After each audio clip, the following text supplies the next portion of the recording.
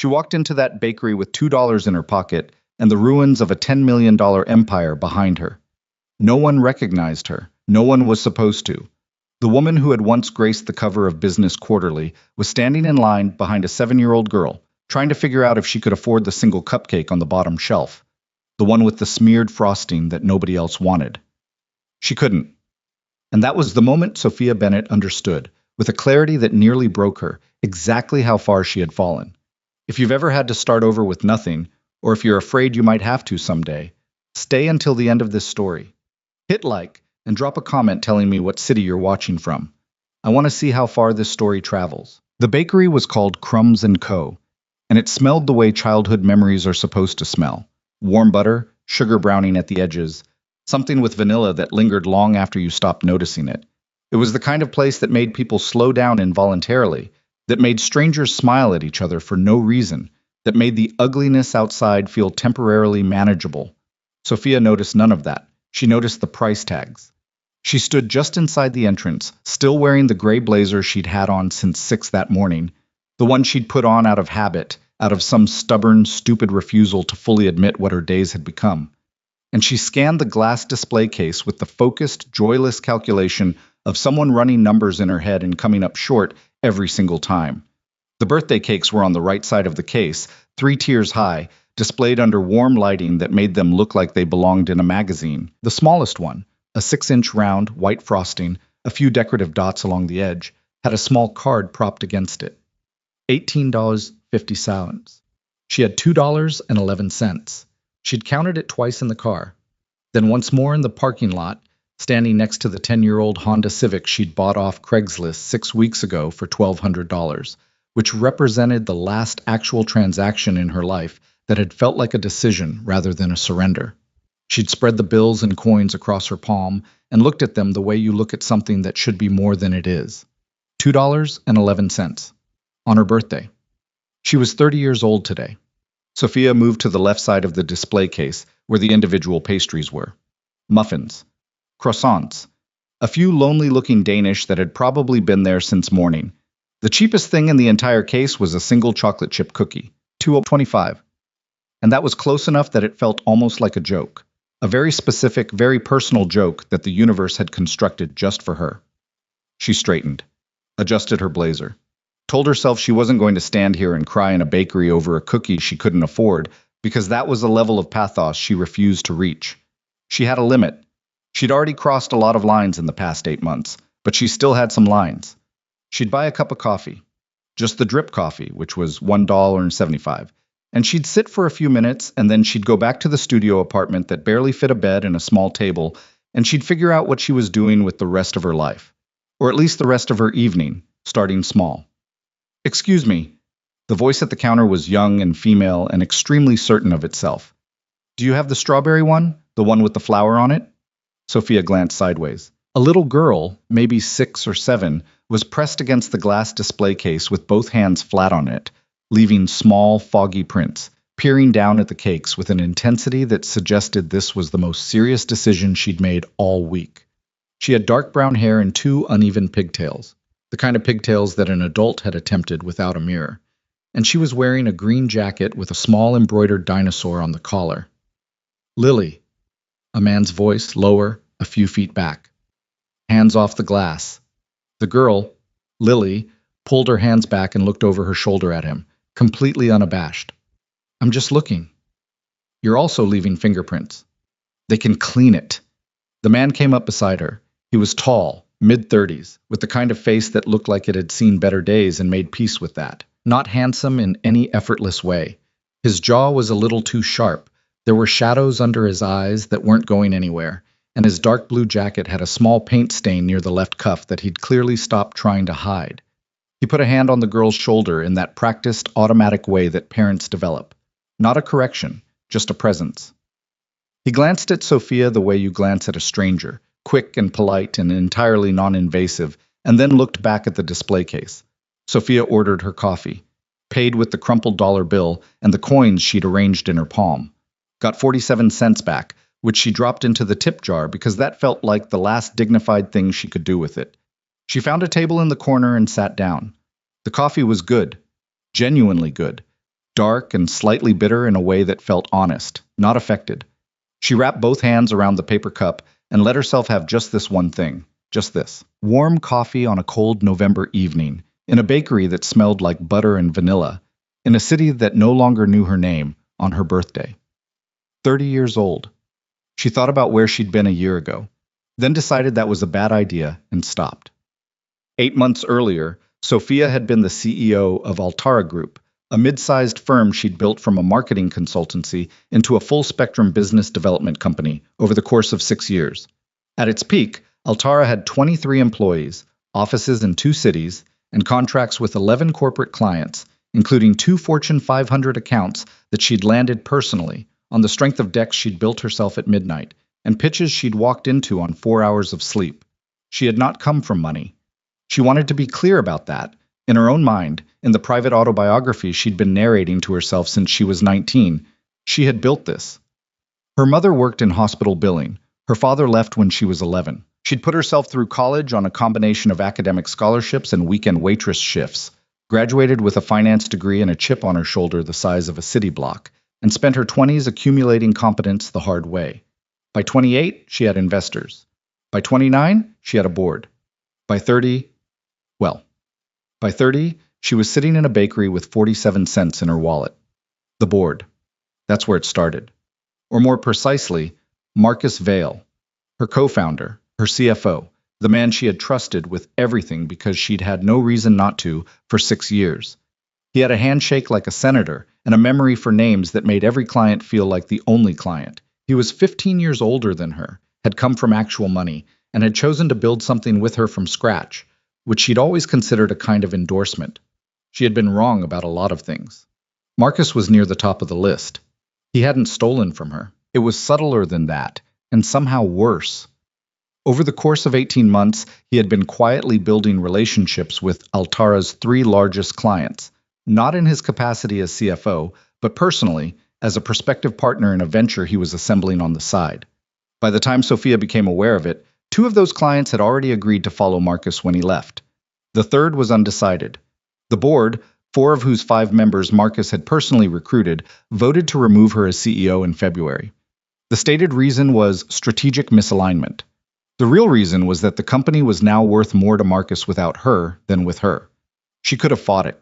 She had a lawyer who told her she had a case, a real one, not a consolation. But fighting it would take 18 months and $120,000 minimum, and she had neither. By the time the vote happened, Altara had already lost 2 of its anchor contracts, which had triggered default clauses in her personal loan guarantees, which meant that the bank, polite, impersonal, immovable, was now in possession of most of what she owned. She kept the car. She kept her clothes.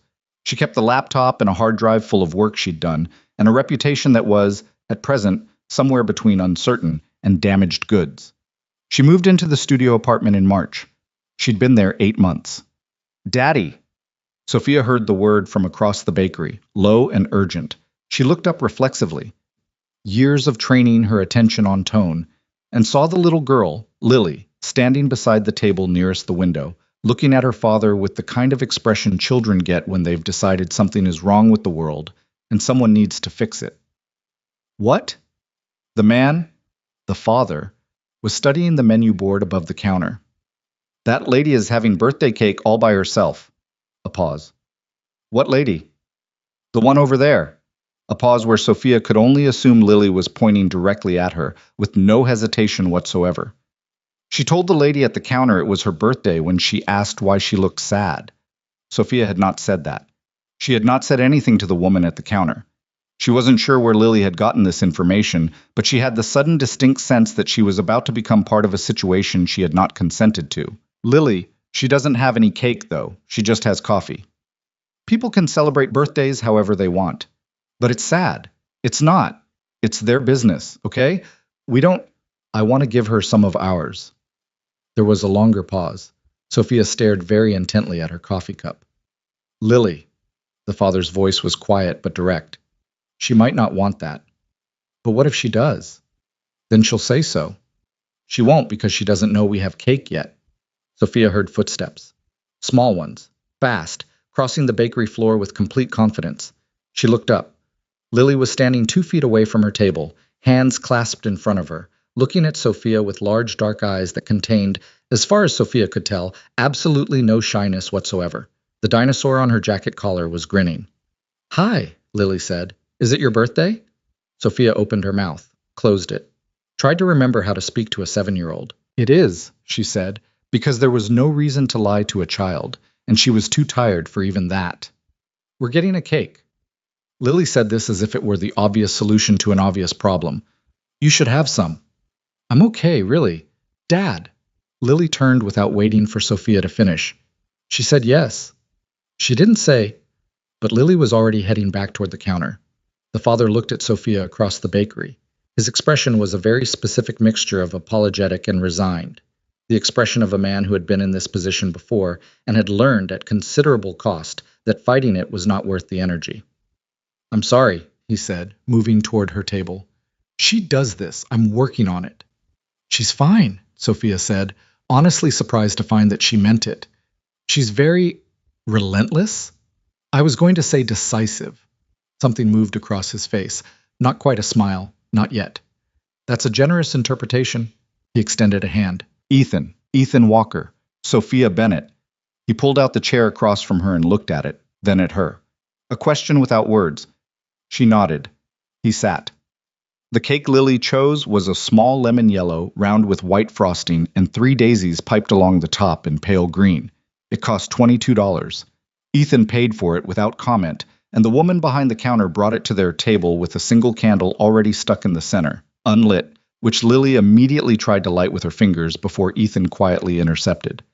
"You have to make a wish," Lily informed Sophia, very seriously, while Ethan produced a lighter from his jacket pocket. The kind of detail, Sophia would think about later, that told you something about a person's actual life. The fact that a single father carried a lighter not because he smoked, but because there were always birthday candles, always little emergencies, always some small thing that needed to be managed with tools he kept close. "I know," Sophia said. "But you have to mean it." Lily's voice had dropped, ceremonial. "Otherwise it doesn't count." "Does it count either way, really?" Lily's expression suggested this was a deeply irresponsible thing to say. "Yes." Ethan lit the candle. The small flame straightened, steady in the still air of the bakery. Sophia looked at it. She thought about what she would have wished for a year ago. The things she'd wanted, the metrics she'd been chasing, the version of success she'd built her entire adult life around. She thought about what those things had been worth in the end. She thought about the $1.75 drip coffee and the 47 cents and the lawyer's voice on the phone saying, "You have a real case, Sophia, but it will cost you." She blew the candle out. She didn't say what she'd wished for. She wasn't entirely sure what it had been. Something quiet. Something that didn't have a price attached to it. "Good one," Lily said approvingly, settling back into her chair with the air of someone who had overseen this process professionally. Ethan cut 3 slices. They were uneven. He was not a cake cutter by training, and Lily immediately pointed out that hers was smaller than Sophia's, which led to a brief, patient renegotiation. And then they ate cake. It was a Thursday evening in November. The bakery had 3 other customers, none of whom were paying attention to them. The light through the front window was the particular dark blue of early winter nightfall, and the Christmas decorations that hadn't quite been fully installed yet gave the room an in-between feeling, half one season and half another. Sophia ate her slice and listened to Lily explain, in meticulous detail, the plot of a book she was currently reading about a girl who discovers she can communicate with horses. Ethan interjected occasionally to correct factual errors and was immediately overruled. Sophia found herself asking questions. Actual questions, not the social performance of asking questions, and getting answers that were detailed and confident and often went sideways in directions she hadn't anticipated. 40 minutes passed before she noticed. Then another 20. When she finally looked at her phone, it was 7:15, and she had been sitting in this bakery for almost 90 minutes, and something about that, the specific gap between how much time had passed and how little of it had felt like an obligation, caught in her chest like a hook. "We should go," Ethan said, looking at Lily. "It's a school night." "It's only 7. 70:30, he said, which was apparently a significant number in their private system, because Lily stopped arguing and began gathering her jacket with only mild theatrical suffering. Sophia started to reach for her wallet, and Ethan shook his head before she could get there. "It's your birthday," he said, simply. Like that was the whole answer. She wanted to argue. The thing in her chest that had been in charge of self-sufficiency for 30 years wanted very badly to argue. But it also felt like arguing would be the wrong kind of thing to do, like turning down something that was actually being offered rather than just performed. Thank you, she said. Thank Lily. This was her idea. Lily, pulling her jacket on, overheard this and looked extremely satisfied. They walked out together. The cold hit immediately. Real November cold, with the beginning of wind. Ethan's car was parked 2 spaces down from Sophia's. When Lily saw the older Civic, she looked at it with the open curiosity of someone who had not yet learned to pretend not to notice things, and Sophia braced. Is that your car? It is. Does the heat work? Lily, Ethan said. I'm just asking. The heat works, Sophia said. It takes a few minutes, but it works. Lily accepted this. Okay. She turned to Sophia with the complete directness that was apparently just her default setting. Will you come back? Come back? To the bakery, or wherever. Dad and I come here every Thursday. She said this as if she were issuing an invitation to a standing appointment and fully expected it to be accepted. Sophia looked at Ethan. He looked back at her with the expression of someone who had given up trying to moderate his daughter's ambitions and was now simply witnessing them. Maybe, Sophia said. Lily studied her face for a moment, appeared to find this acceptable, and got in the car. Ethan opened his driver's side door and paused. Happy birthday, Sophia. She stood in the parking lot and watched them go, the cold working through her jacket, and thought about how strange it was, how genuinely disorienting strange, that the worst birthday of her adult life had somewhere in the last hour and a half quietly stopped being the worst anything. She got in her own car. The heat took 4 minutes to start working. She sat with her hands on the wheel and looked at the front window of the bakery, where the warm light was still visible, and thought about the lemon cake with the daisies, and the uneven slices, and the candle her wish had gone into, and what she'd actually wished for when it came down to it. She'd wished, she realized, for exactly this. Not for the company back. Not for Marcus Vale to get what he deserved. Not for the investors, or the contracts, or the corner office, or any of the things she'd spent a decade building her identity around. She'd wished to feel, just for a moment, like a person who belonged somewhere. And for 75 minutes in a bakery that smelled like butter and vanilla, she had. She put the car in reverse, checked her mirrors, started driving back toward the studio apartment and the life she was going to have to figure out how to rebuild, one day at a time, from whatever she had left. She didn't know what came next. She didn't know if she'd go back on Thursday. She didn't know if she was capable of what the next year was going to require of her. But somewhere underneath all of it, in the place where the thing she'd wished for had landed, something that had been locked up for 8 months had shifted. It wasn't hope, exactly. It was smaller than that, more specific. It was just the possibility of it. And she drove home with one hand on the wheel and the city lights coming in through the windshield, and that was enough. For tonight, it was enough. She went back the following Thursday. She told herself she was going because the coffee was good. That was the story she gave herself during the drive over, during the 4 minutes it took the heat to start working, during the walk from the parking lot to the front door of Crumbs & Co. She was going because it was a decent cup of drip coffee, and she'd been making instant in her apartment for 6 weeks, and that had started to feel like a metaphor she wasn't willing to live inside anymore. That was the story. Lily and Ethan were already there when she arrived. Lily was sitting across from her father at the window table, coloring something in a sketchbook with a concentration that made her look like she was diffusing a device. Ethan had a mug of coffee and a folded newspaper on the table in front of him that he didn't appear to be reading. I was watching Lily color with the kind of low-grade attentiveness that parents develop, not hovering, not disengaged, just present in that steady background way. He looked up when the door opened. Something in his posture changed slightly. Not in a dramatic way, just a small adjustment, the way a room changes when a window opens. You came back, he said. You seem surprised. A little. Lily looked up. Her face broke into a grin that was completely unguarded. I told him you would, she announced. Then she went back to coloring. Sophia sat down. That was how it started. Not with a plan, not with any of them deciding anything, just a Thursday evening in a bakery, 3 people at a window table, and the particular quiet that happens when nobody is performing anything for anybody else. She ordered the drip coffee again. Ethan got a refill. Lily, when she finished whatever she was working on, turned the sketchbook around to show them both. It was a drawing of three people sitting at a table, rendered in crayon with the specific aesthetic choices of a 7-year-old, which meant everyone had round heads and the table was floating slightly. One of the figures had yellow hair, one had brown hair pulled back. One was small, with 2 bumps at the top of her head. "That's us," Lily said, in case there was any ambiguity. Ethan looked at it for a moment. "Why do I have a square nose?"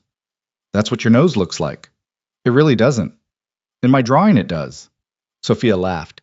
It came out louder than she expected, catching her off guard, and she put a hand over her mouth for a second. Not embarrassed exactly, just surprised at herself. She hadn't laughed like that specific involuntary kind, in longer than she could accurately remember. Ethan looked at her. He didn't say anything, but the corner of his mouth turned up, and that was enough. The Thursday after that, she came back again. And the one after that.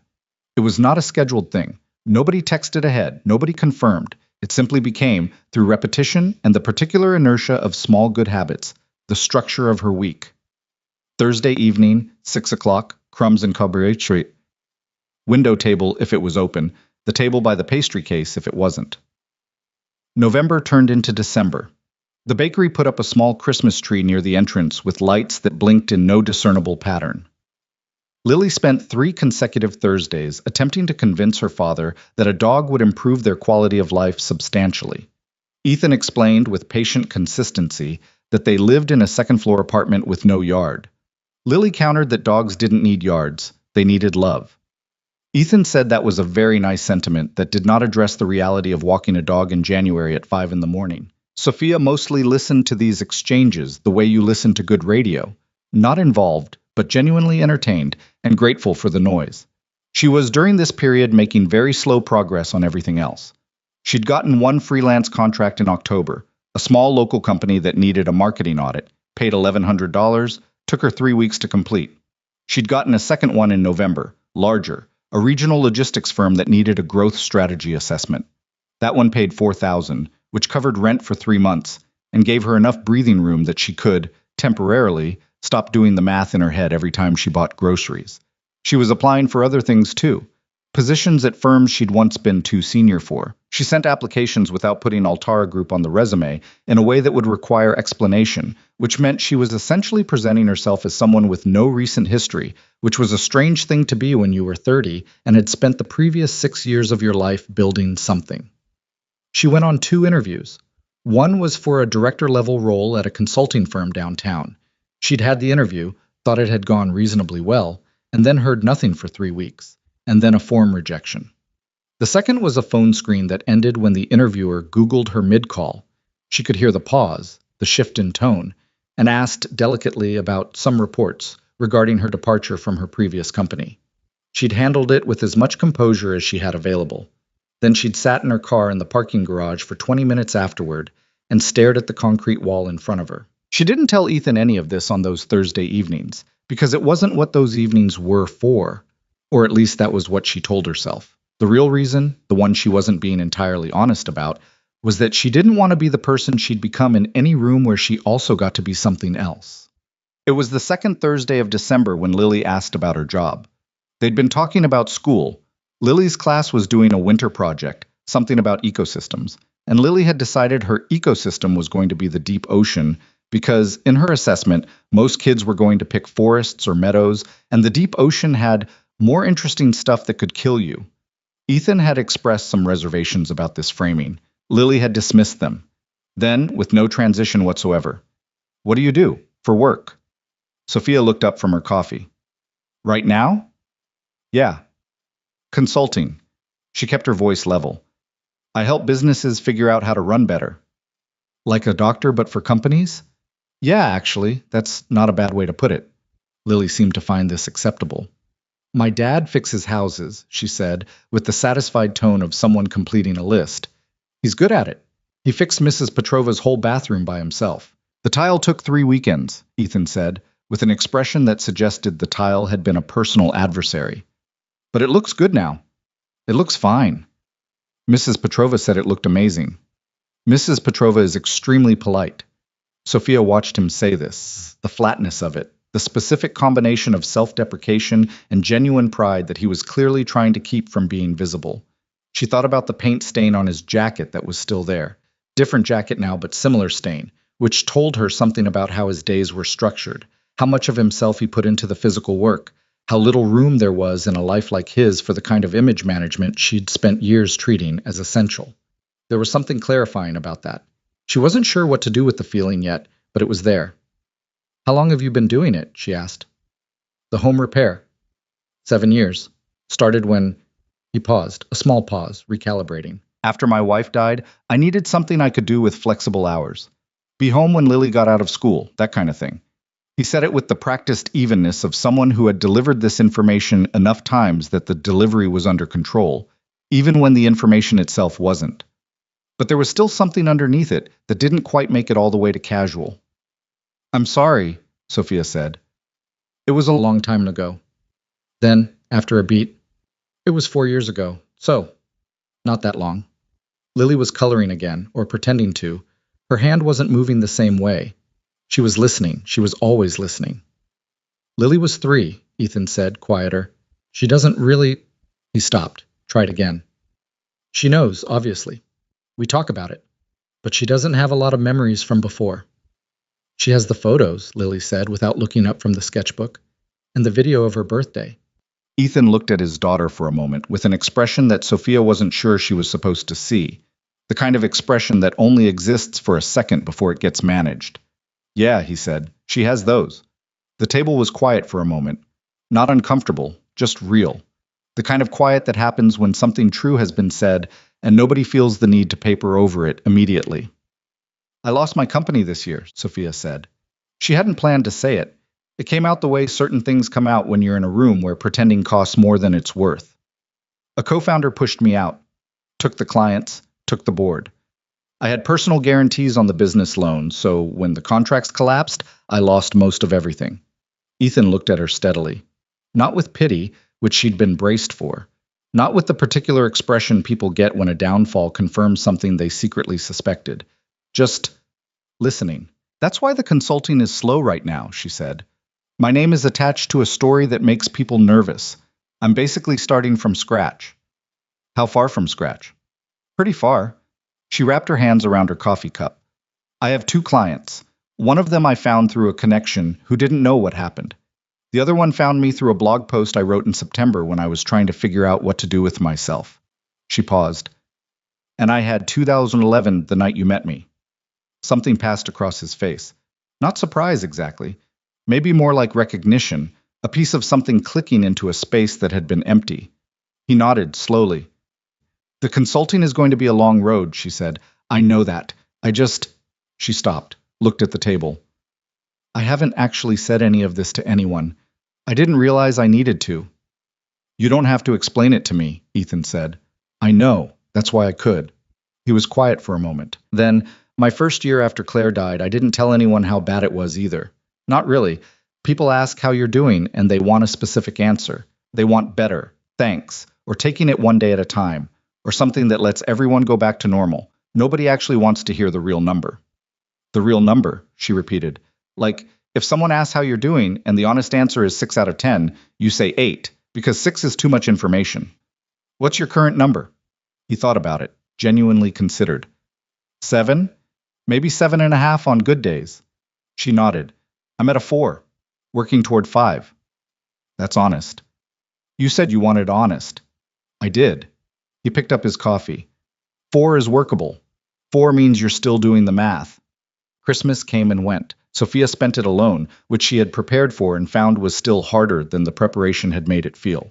She cooked a real meal, an actual roast chicken, vegetables, the works, because the alternative was takeout, and she'd decided some time ago that small domestic dignities were one of the things keeping her from a version of herself she didn't want to become. She ate at the small table in her studio apartment with a glass of wine and a book she'd been meaning to read for 2 years, and it was fine. It was genuinely fine. Not good, not bad, just a day at the end of a year that had been, by any honest accounting, the hardest of her life. She thought about Ethan and Lily. Wondered what their Christmas looked like. Whether Lily had opened presents with the same relentless forensic enthusiasm she brought to everything else. Whether Ethan had a family he went to, or whether it was just the 2 of them. She realized she didn't actually know that. She knew the things he'd told her and the things she'd inferred, but there was a whole geography of his actual life that she hadn't mapped yet. She caught herself thinking about the distinction between the two, things he'd told her and things she'd inferred, and recognized that the fact she was making that distinction at all was probably information about something. She put the book down, drank the wine, went to sleep. January was cold in a way that was physically discouraging, the kind of cold that made even small distances feel like decisions. Sophia's morning runs, which she'd been doing since September as a way of maintaining the fiction that she was a person with structure, required approximately 15 minutes of pre-departure negotiation with herself. She always went, but she always argued about it first. The Thursday meetings continued. They'd settled by now into something with texture. Sophia knew that Ethan took his coffee with one sugar and that he'd gotten into the habit of black in his 20s and added the sugar back in his 30s and mildly resented this.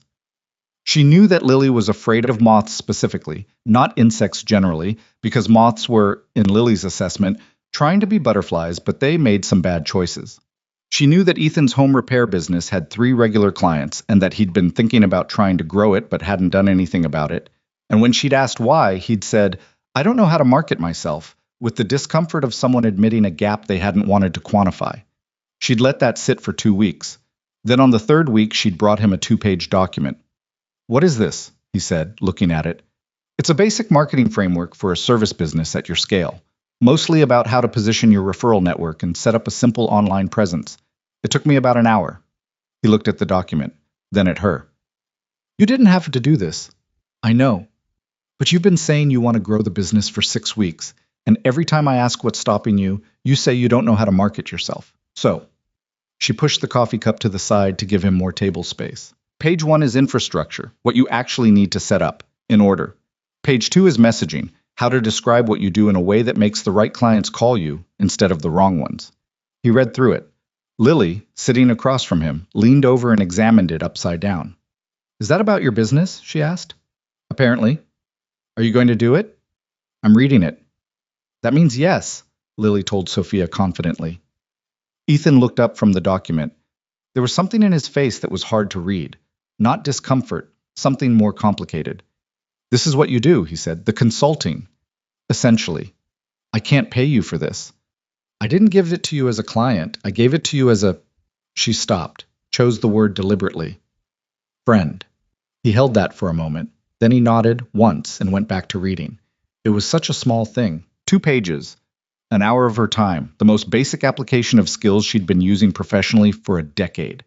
But something about doing it, about having someone in front of her who actually needed exactly what she knew how to give, and being able to just give it, without a pitch or a proposal or a scope of work or any of the apparatus she'd spent years building around the actual thing, felt unexpectedly solid, like finding something in a pocket she'd forgotten she had. He called her on a Wednesday in late January. Not a text. An actual call, which felt slightly formal between them by now, which made her pick up on the second ring. "Hey. Hey." A pause. "I did the thing, the marketing thing. Set up the page, sent emails to the 3 clients I have asking for referrals the way you described. And? I have 2 new inquiries. One of them is a bigger job than anything I've done before. Full kitchen renovation, not just repairs. The other is a property manager with multiple units." She sat back in her chair. "That's good. That's actually really good, Ethan." "Yeah." He sounded like someone who had gotten a better result than he'd let himself expect, and wasn't quite sure what to do with it. "I wanted to say thank you." "You don't have to call to say thank you." "I know." A beat. "I wanted to."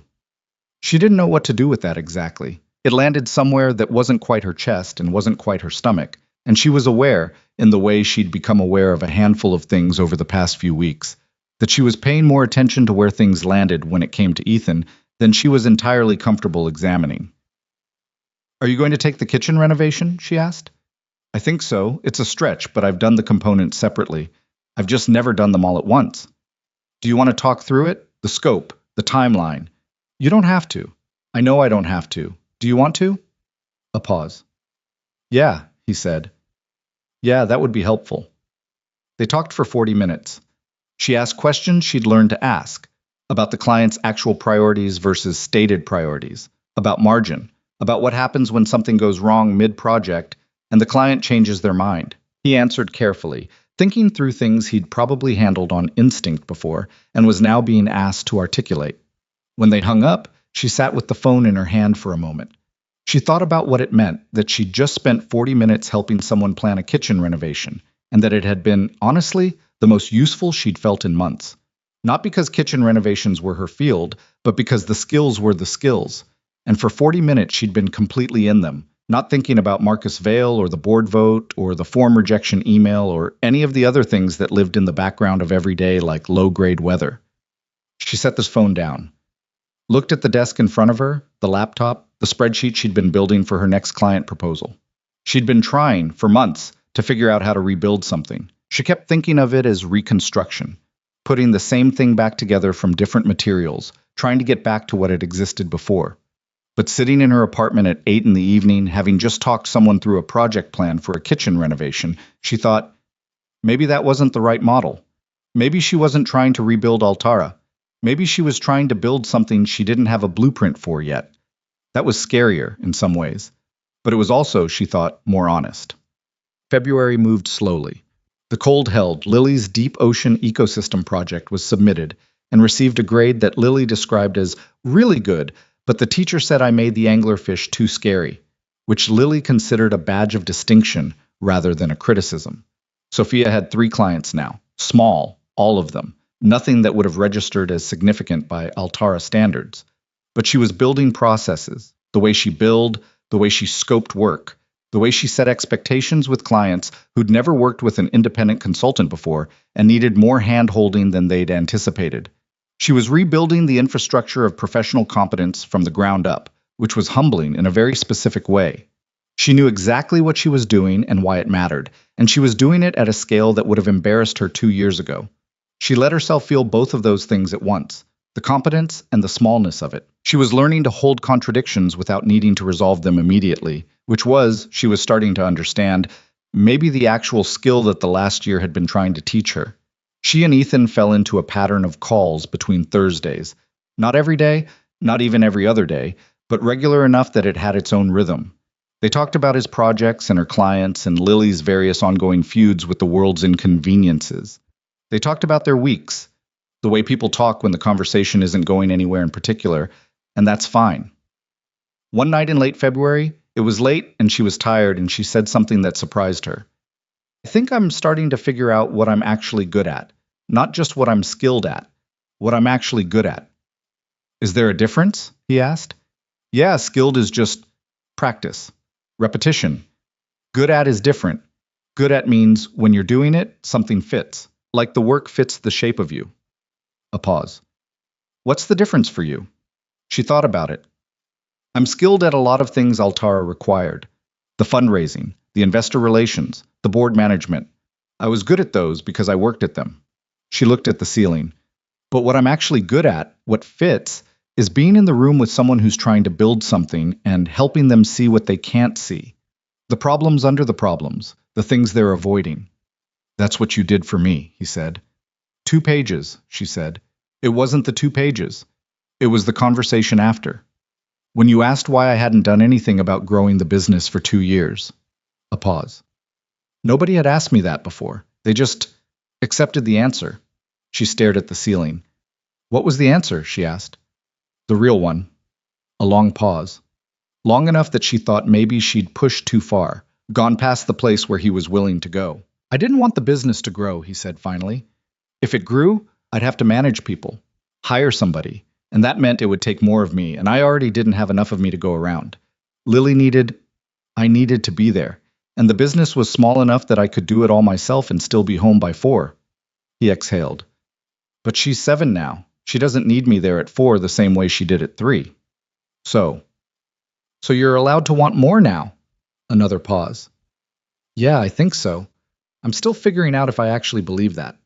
She didn't say anything for a moment because some things you hear, and the only right response is to let them exist without immediately covering them with words.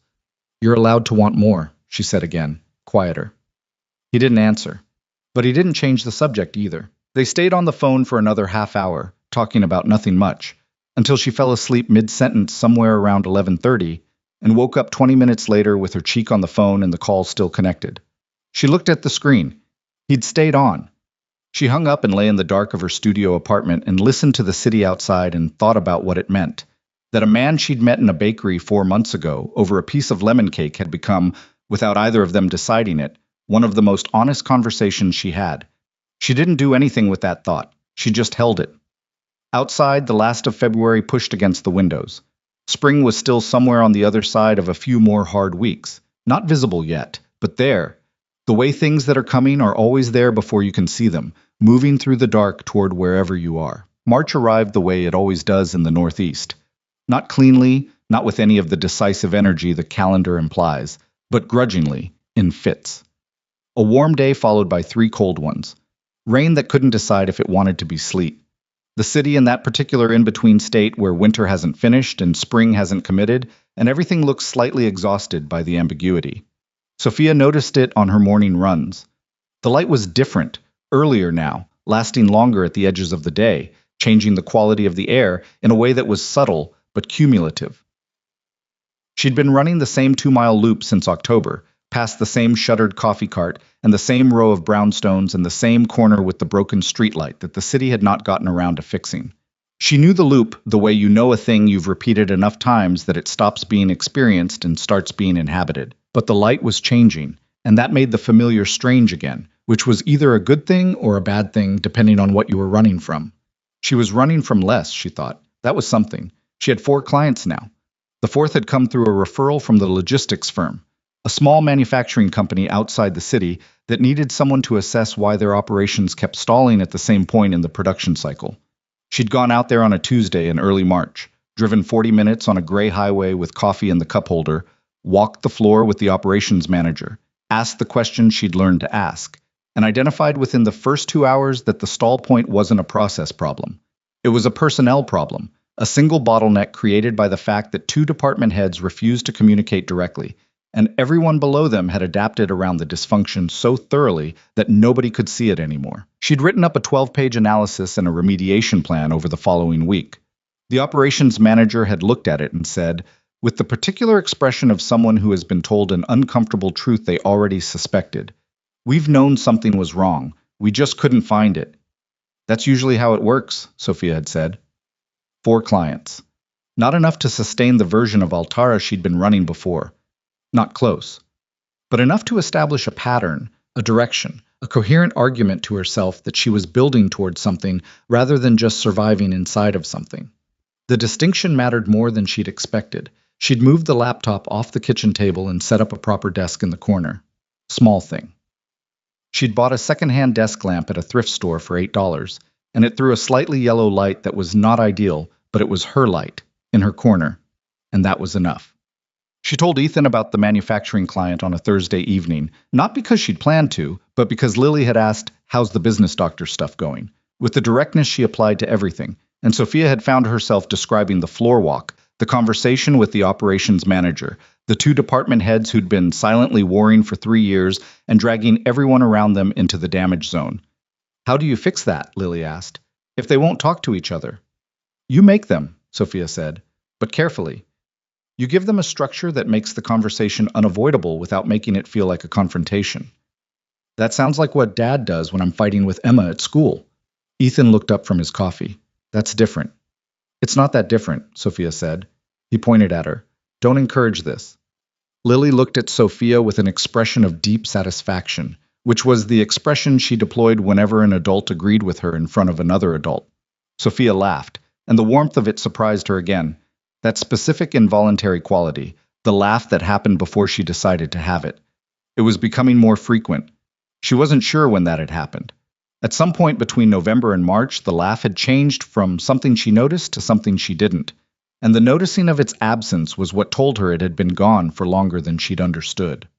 A week later, she got a call from a number she didn't recognize. She almost didn't pick up. She'd been in the middle of drafting a proposal, and she had a policy about unknown numbers during work hours that she'd established after the second debt collection call had come in during an actual client meeting, and she'd had to explain the pause with a lie smooth enough to satisfy, but specific enough to not require follow-up.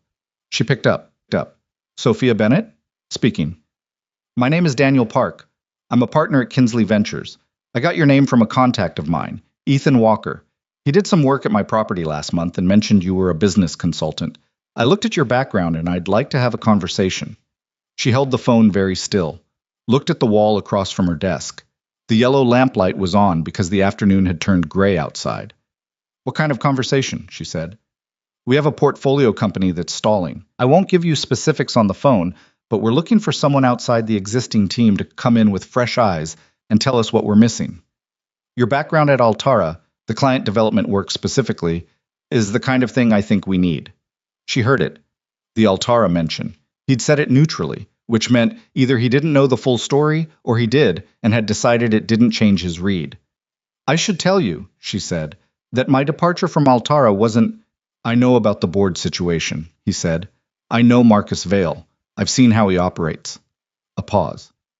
That's not a disqualifier from my perspective. What matters to me is the work you did before that happened, and what Ethan said about you. What did Ethan say about you? She heard the slip before she finished the sentence. About me, she corrected. What did Ethan say about me? If Park noticed, he was polite enough not to comment. He said you were one of the sharpest people he'd met in a while, and that you'd helped him see something about his business that had been sitting right in front of him for 2 years. In my experience, that's a more reliable reference than a resume. She looked at the wall, the yellow lamplight. I'm available for a conversation, she said. They scheduled it for the following Wednesday. She hung up and sat for a moment in the specific silence that follows a phone call that might be nothing or might be important, and you genuinely don't know which. Then she called Ethan. He picked up on the third ring. Hey, Daniel Park called me. A brief pause. Yeah. You gave him my name. I did. When were you going to tell me? I wasn't sure he'd call, Ethan said. I didn't want to. I didn't want you to wait on it if it didn't happen. She sat with that, turned it over. She understood the logic. She also understood on a slightly different level what it meant that he'd done it at all. Not just the action, but the shape of it, the way it had been done quietly, without announcement, without asking her if it was okay, but also without asking for anything back. You could have told me, she said, that you were doing it. Yeah. He didn't make an excuse for it. I should have. I just want to know things like that. I know. I'm sorry. She exhaled. It's a good lead. He sounded serious. He is serious. He's got a real portfolio. 3 companies, one of them is pretty significant. He knows how to evaluate people. A pause. I told him the truth. I didn't oversell it. What exactly did you tell him? He said it the same way Park had reported it, almost word for word. She was one of the sharpest people he'd met. She'd helped him see something he'd been avoiding for 2 years. Simple and accurate. That's very nice of you, she said. It's just what I think. She didn't have a response to that. She looked at the yellow lamplight on the wall, thought about what it meant that someone was thinking things like that about her and saying them out loud to other people. Not as flattery, not as performance, just as an accounting of what was true. Thank you, she said. The word felt inadequate for what she was trying to give back to him, but it was what she had. Don't thank me, he said. Just go in there and show him what you can do. The meeting with Daniel Park was in a glass-fronted office building downtown, 31st floor, the kind of space Sophia had spent years in and found she could walk into now with a complicated double feeling. She knew this world, had operated in it fluently for years, but she was walking into it from outside now, which gave everything a slightly different quality of light. She noticed the things she hadn't noticed when she'd belonged there, the way the reception staff calibrated their warmth based on small signals. She hadn't been aware she was reading the particular acoustic of high ceilings and strategic furnishings that was designed to communicate a kind of authority without saying so directly. She wore the good blazer, not the gray one she'd worn on her birthday, but a navy one she'd kept from before, the one that fit correctly and did not have any complicated associations. She arrived 8 minutes early and sat in the reception area with her phone in her bag and looked out at the city spread below, and thought about nothing in particular. This was a technique she'd developed. When she was nervous before a pitch, the worst thing she could do was review her notes one more time. The preparation was done, or it wasn't. What mattered now was being present. Park was 50, fit, with the kind of direct attention that some people mistake for intensity, but was actually just, he looked at you like you were the only thing in the room, and he expected you to do the same. He shook her hand without warm-up and said, I'll be honest with you from the start because I find it saves time. And she thought, yes, this is someone I can work with. The company was a mid-sized tech services firm, 60 employees, Series B funding, revenue that had grown steadily for 3 years and then flatlined for 8 months. The executive team had been through 2 rounds of internal strategy sessions and come out with competing diagnoses. The board was nervous. Park was nervous in the way experienced investors get nervous. Not panicked, just watchful. The way someone watches a gauge they've been watching for a long time and knows the relevant range and knows when something is off by a little bit, and that a little bit matters. What I want from you, he said, is someone who comes in without the political residue. The team is smart, but they're too close to it. They're protecting their lanes. He pushed a thin folder across the table. That's the summary financials and the last 2 strategy decks. I want your first read within 2 weeks, and I want it honest. If it's bad news, I want the bad news. She opened the folder, looked at the first page. Her eyes moved across the numbers the way a doctor's eyes move across a scan. Not slowly, not with effort, just reading. What's your current read on where the problem originates? She asked. The CEO says it's a sales methodology issue. The CSO says it's a product positioning issue. My own view is it's neither, but I want someone to tell me what it actually is. She looked up. When did the growth stall relative to when you closed the Series B? He blinked, just once. About 4 months after. She nodded. Looked back at the folder. Post-funding stalls at that interval are usually not about sales methodology or product positioning. They're usually about what happens to an organization's internal culture when the external pressure changes. Before the funding, everyone's aligned by necessity. After, that alignment doesn't have the same engine, and you see fracturing along existing fault lines that nobody had time to notice before. She set the folder down. I can't tell you that's what it is without looking at it properly, but that's where I'd start. Park looked at her for a moment. Then he said, okay, in the specific tone that means more than okay. They talked for 90 minutes. She asked more questions than she answered, because that was how she'd always worked. Gather first, conclude later, resist the pressure to perform certainty before you have it.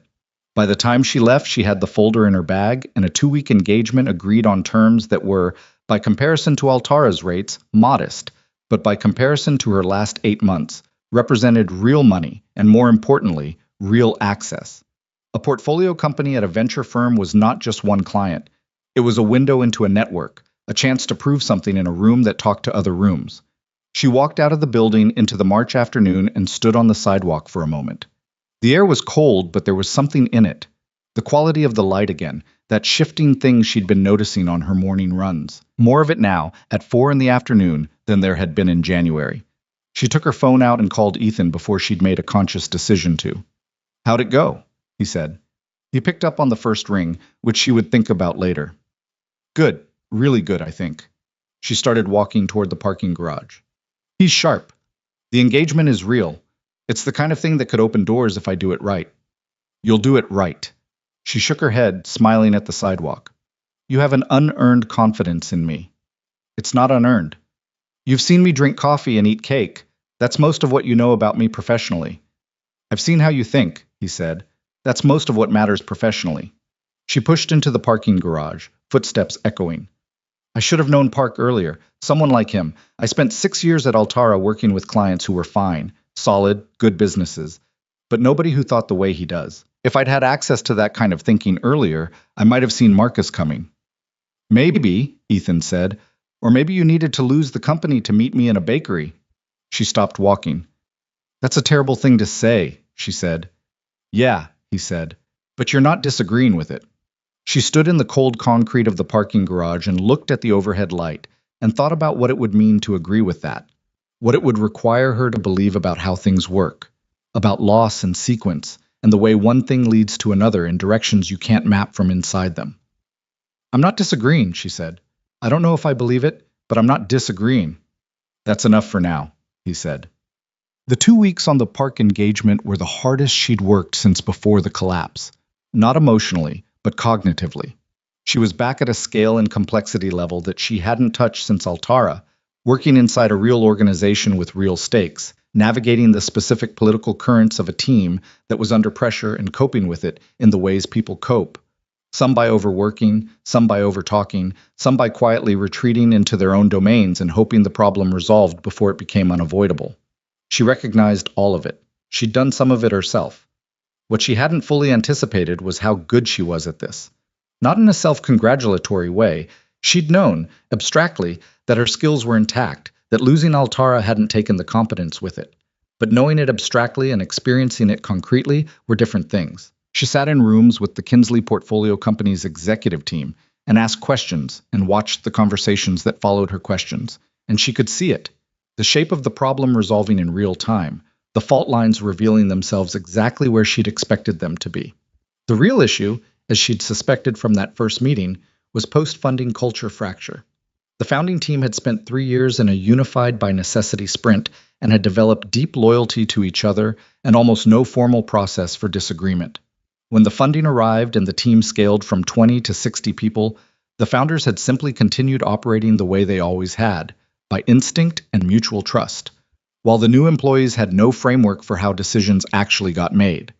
The result was a company running 2 parallel operating systems that weren't talking to each other, and the growth stall was the symptom, not the disease. She wrote this up in 14 pages, with specific recommendations and a sequenced implementation plan, and delivered it in a meeting with Park and the CEO on a Thursday morning. The CEO, a 34-year-old man named Kevin Cho, who had built the company from an idea and clearly loved it with the specific vulnerable intensity of someone who has made a thing and is now afraid of losing it, read through her summary in silence while Park watched him. Then Cho looked up and said, "This is the thing nobody's been willing to say." "Most people aren't willing to say the thing that implies the problem starts at the top," Sophia said, "even when it does." "Is that an implication?" "It's a direct statement." She kept her voice even. "You're not a bad CEO. You built something real. But the skills that built it aren't the same skills that scale it, and you haven't updated the operating system. That's not a character flaw. It's a transition point. The question is whether you want to make the transition." Cho looked at Park. Park looked at Cho. "She's right," Park said. Cho exhaled, looked back at Sophia. "How long will it take?" "To fix entirely. A year minimum. To stop the bleeding and start seeing metrics move in the right direction? 90 days, if you're willing to be uncomfortable." He nodded slowly. The nod of someone who'd been hoping for a different number and had known, even while hoping, that they weren't going to get it. "Okay," he said. She drove back from that meeting with the windows down, even though it was cold, because she needed the air. Not because anything had gone wrong. Everything had gone right. But doing the thing she was good at scale, after months of doing it in small rooms with small stakes, had given her something she didn't quite have a name for yet. Not pride. Something more specific. Something closer to the feeling of picking up a tool you haven't used in a while and finding it still fits your hand exactly right. She told none of this to Ethan that Thursday evening, because Lily was having a difficult night. She'd had a disagreement with the same Emma from school, a recurring situation, and she arrived at the bakery quieter than usual and sat in her chair with the sketchbook in front of her, and didn't draw anything. Sophia noticed. Ethan noticed. Neither of them made a production of it. About 20 minutes in, Lily said without looking up, "What do you do when someone says something mean and they don't even think it was mean?" "You mean when they don't know they hurt you?" Sophia asked. "Yeah." "Do you want them to know?" Lily considered. "Maybe, but I don't want to make it a whole thing." "That's the hard part," Sophia said. "If you tell them, it might become a whole thing. If you don't, you carry it by yourself." "That doesn't seem like a great choice." "It's usually not." Lily thought about this. "What do you do?" Sophia looked at her coffee cup, thought about the honest answer, which was that she had historically carried things entirely by herself until they became too heavy to carry, and had only recently, in the last few months, started doing something different.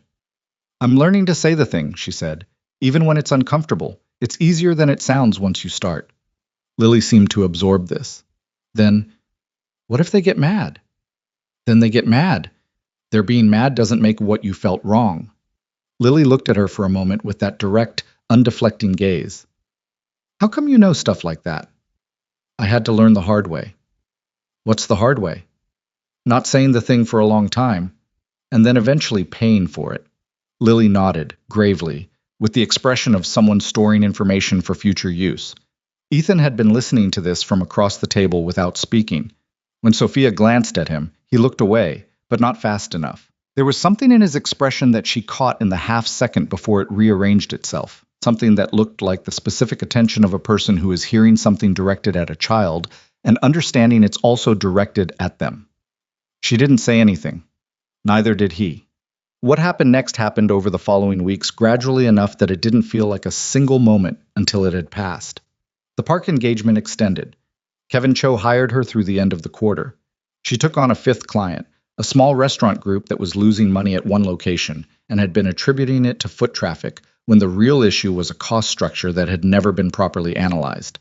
She started keeping a wait list, which was a concept so foreign to the reality of 6 months ago that when she set it up in her calendar, she sat looking at it for a moment before she could continue.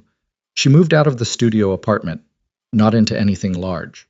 A one-bedroom, third floor, a building 12 blocks away with natural light in the morning, and a kitchen she could actually stand in without pivoting at 90 degrees every time she needed a different utensil.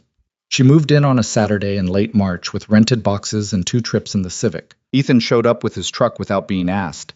She had not asked him. She hadn't known she was going to need to ask until the truck was outside, and she was suddenly aware that she was genuinely grateful and that her gratitude was mixed with something slightly uncomfortable, the way genuine gratitude sometimes is when you're not used to needing people.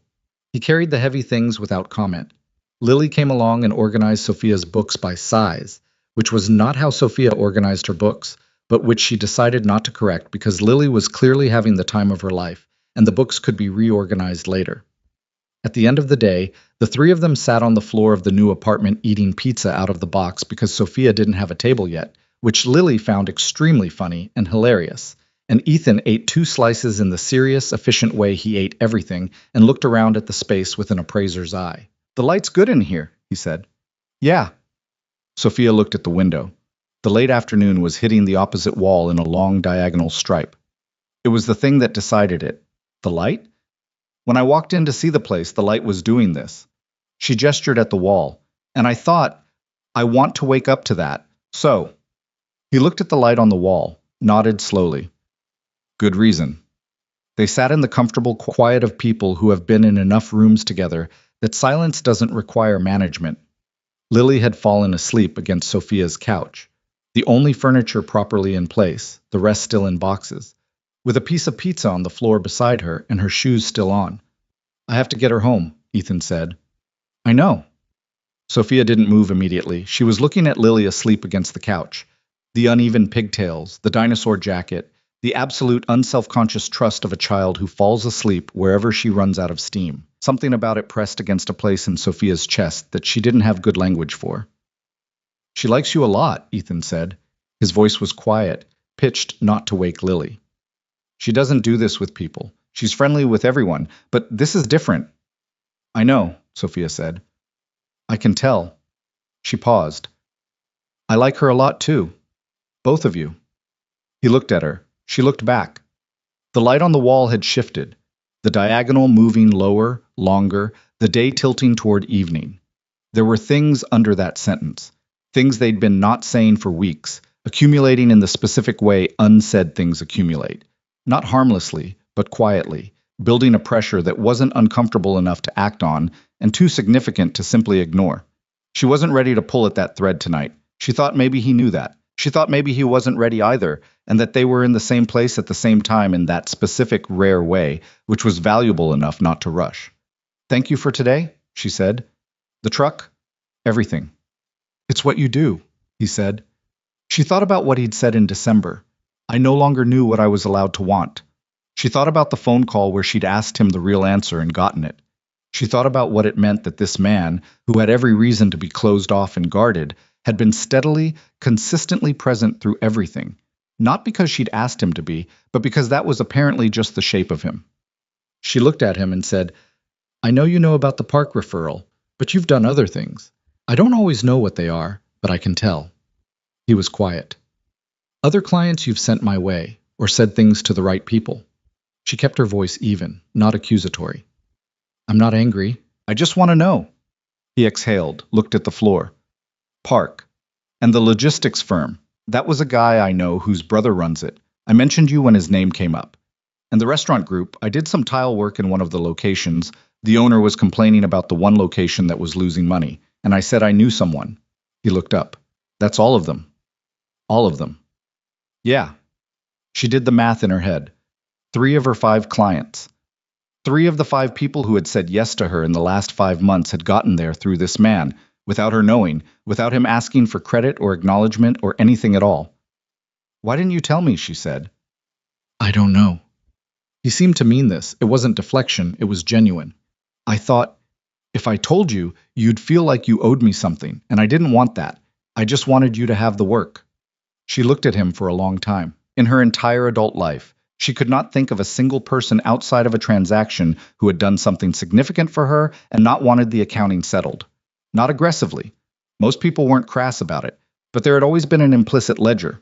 People helped you, and they noted it, and eventually, consciously or not, they came to collect. That was just how it worked.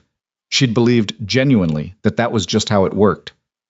"Ethan," she said, "I know, I should have told you." "That's not what I was going to say." He looked at her. She didn't know how to finish the sentence. She wasn't sure there was a finish. Some things don't have one. They just trail into the specific emotion of the moment, and that has to be enough. "Thank you," she said. Again.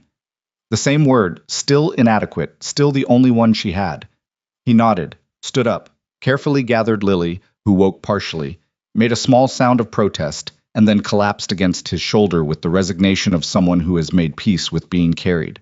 Sophia stood at the door of her new apartment and watched them go down the hall, the man and the child, and thought about what had just been said and what had not been said, and what the difference between those two things was going to mean for the 3 of them going forward.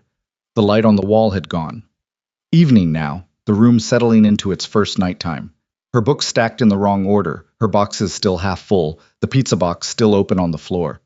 The apartment smelled like cardboard and takeout, and the faint chemical scent of fresh paint, the particular smell of a space that hasn't become a home yet, but is on its way. She stood in the middle of it and breathed. 4 months ago, she had sat in a parking lot and counted $2.11. She was not fixed. She was not finished.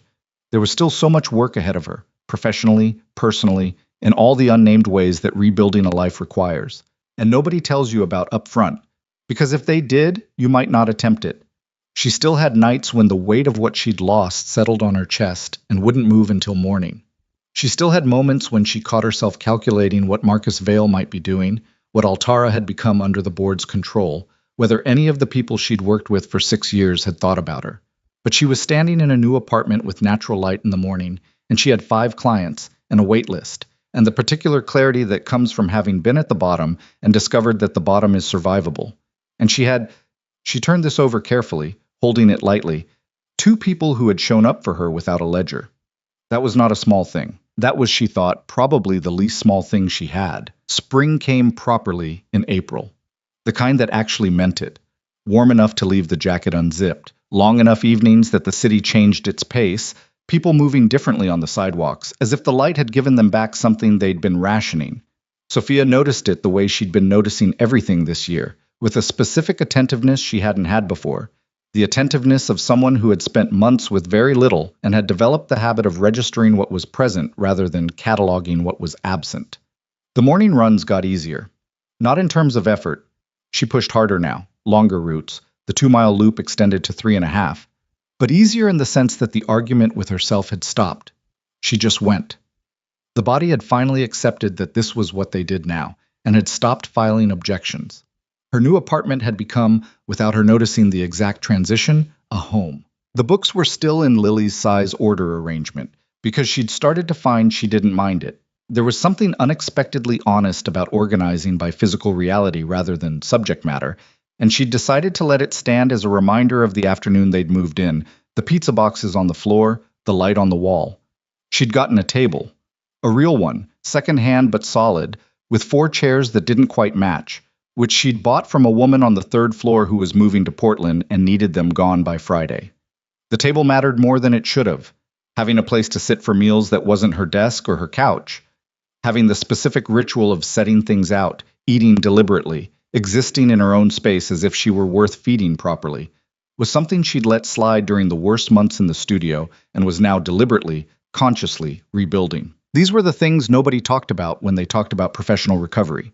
The small domestic architecture of self-respect. The table. The morning run. The real coffee. The things that said quietly, "No one in particular. I still live here. I'm still doing this. The Kinsley engagement wrapped at the end of March, with Kevin Cho telling her she'd done, in his words, the thing I most didn't want to happen, but most needed to happen, which she took as the highest possible compliment available in that category of work. Park emailed her afterward, not with effusive praise, which she wouldn't have trusted anyway, but with a clean, direct message. Good work. I'll be in touch. 4 words after the first two, which was all she needed from him. What Park's referral had given her was not just Cho or the engagement fee. It was the particular credibility that comes from doing real work inside a real organization and having someone serious vouch for the result. The consulting world ran on a reputation infrastructure that was, in most cases, invisible to the people inside it. Nobody announced why they called the person they just called them. And the chain of invisible endorsements that led to the call was almost never traced back to its origin. But Sophia had spent 6 years at Altara learning how that infrastructure worked, and she understood now, in April, that what was accumulating behind her was beginning to look like the early foundation of something. She had 7 clients. The waitlist had 3 names on it. She'd turned down 2 engagements in the past month, not because they weren't real work, but because accepting them would have required her to overextend in ways that would compromise the quality of what she was doing elsewhere. And she'd made a decision, conscious and deliberate, that she would not compromise quality in exchange for volume.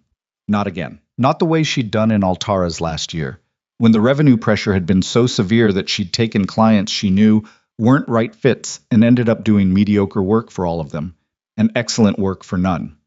She said no to those 2 engagements and felt, each time, the specific clean feeling of a decision made from the right reasons rather than the fearful ones. She was, by anyone's measure, recovering. Professionally. Financially. In the ways that left a traceable record.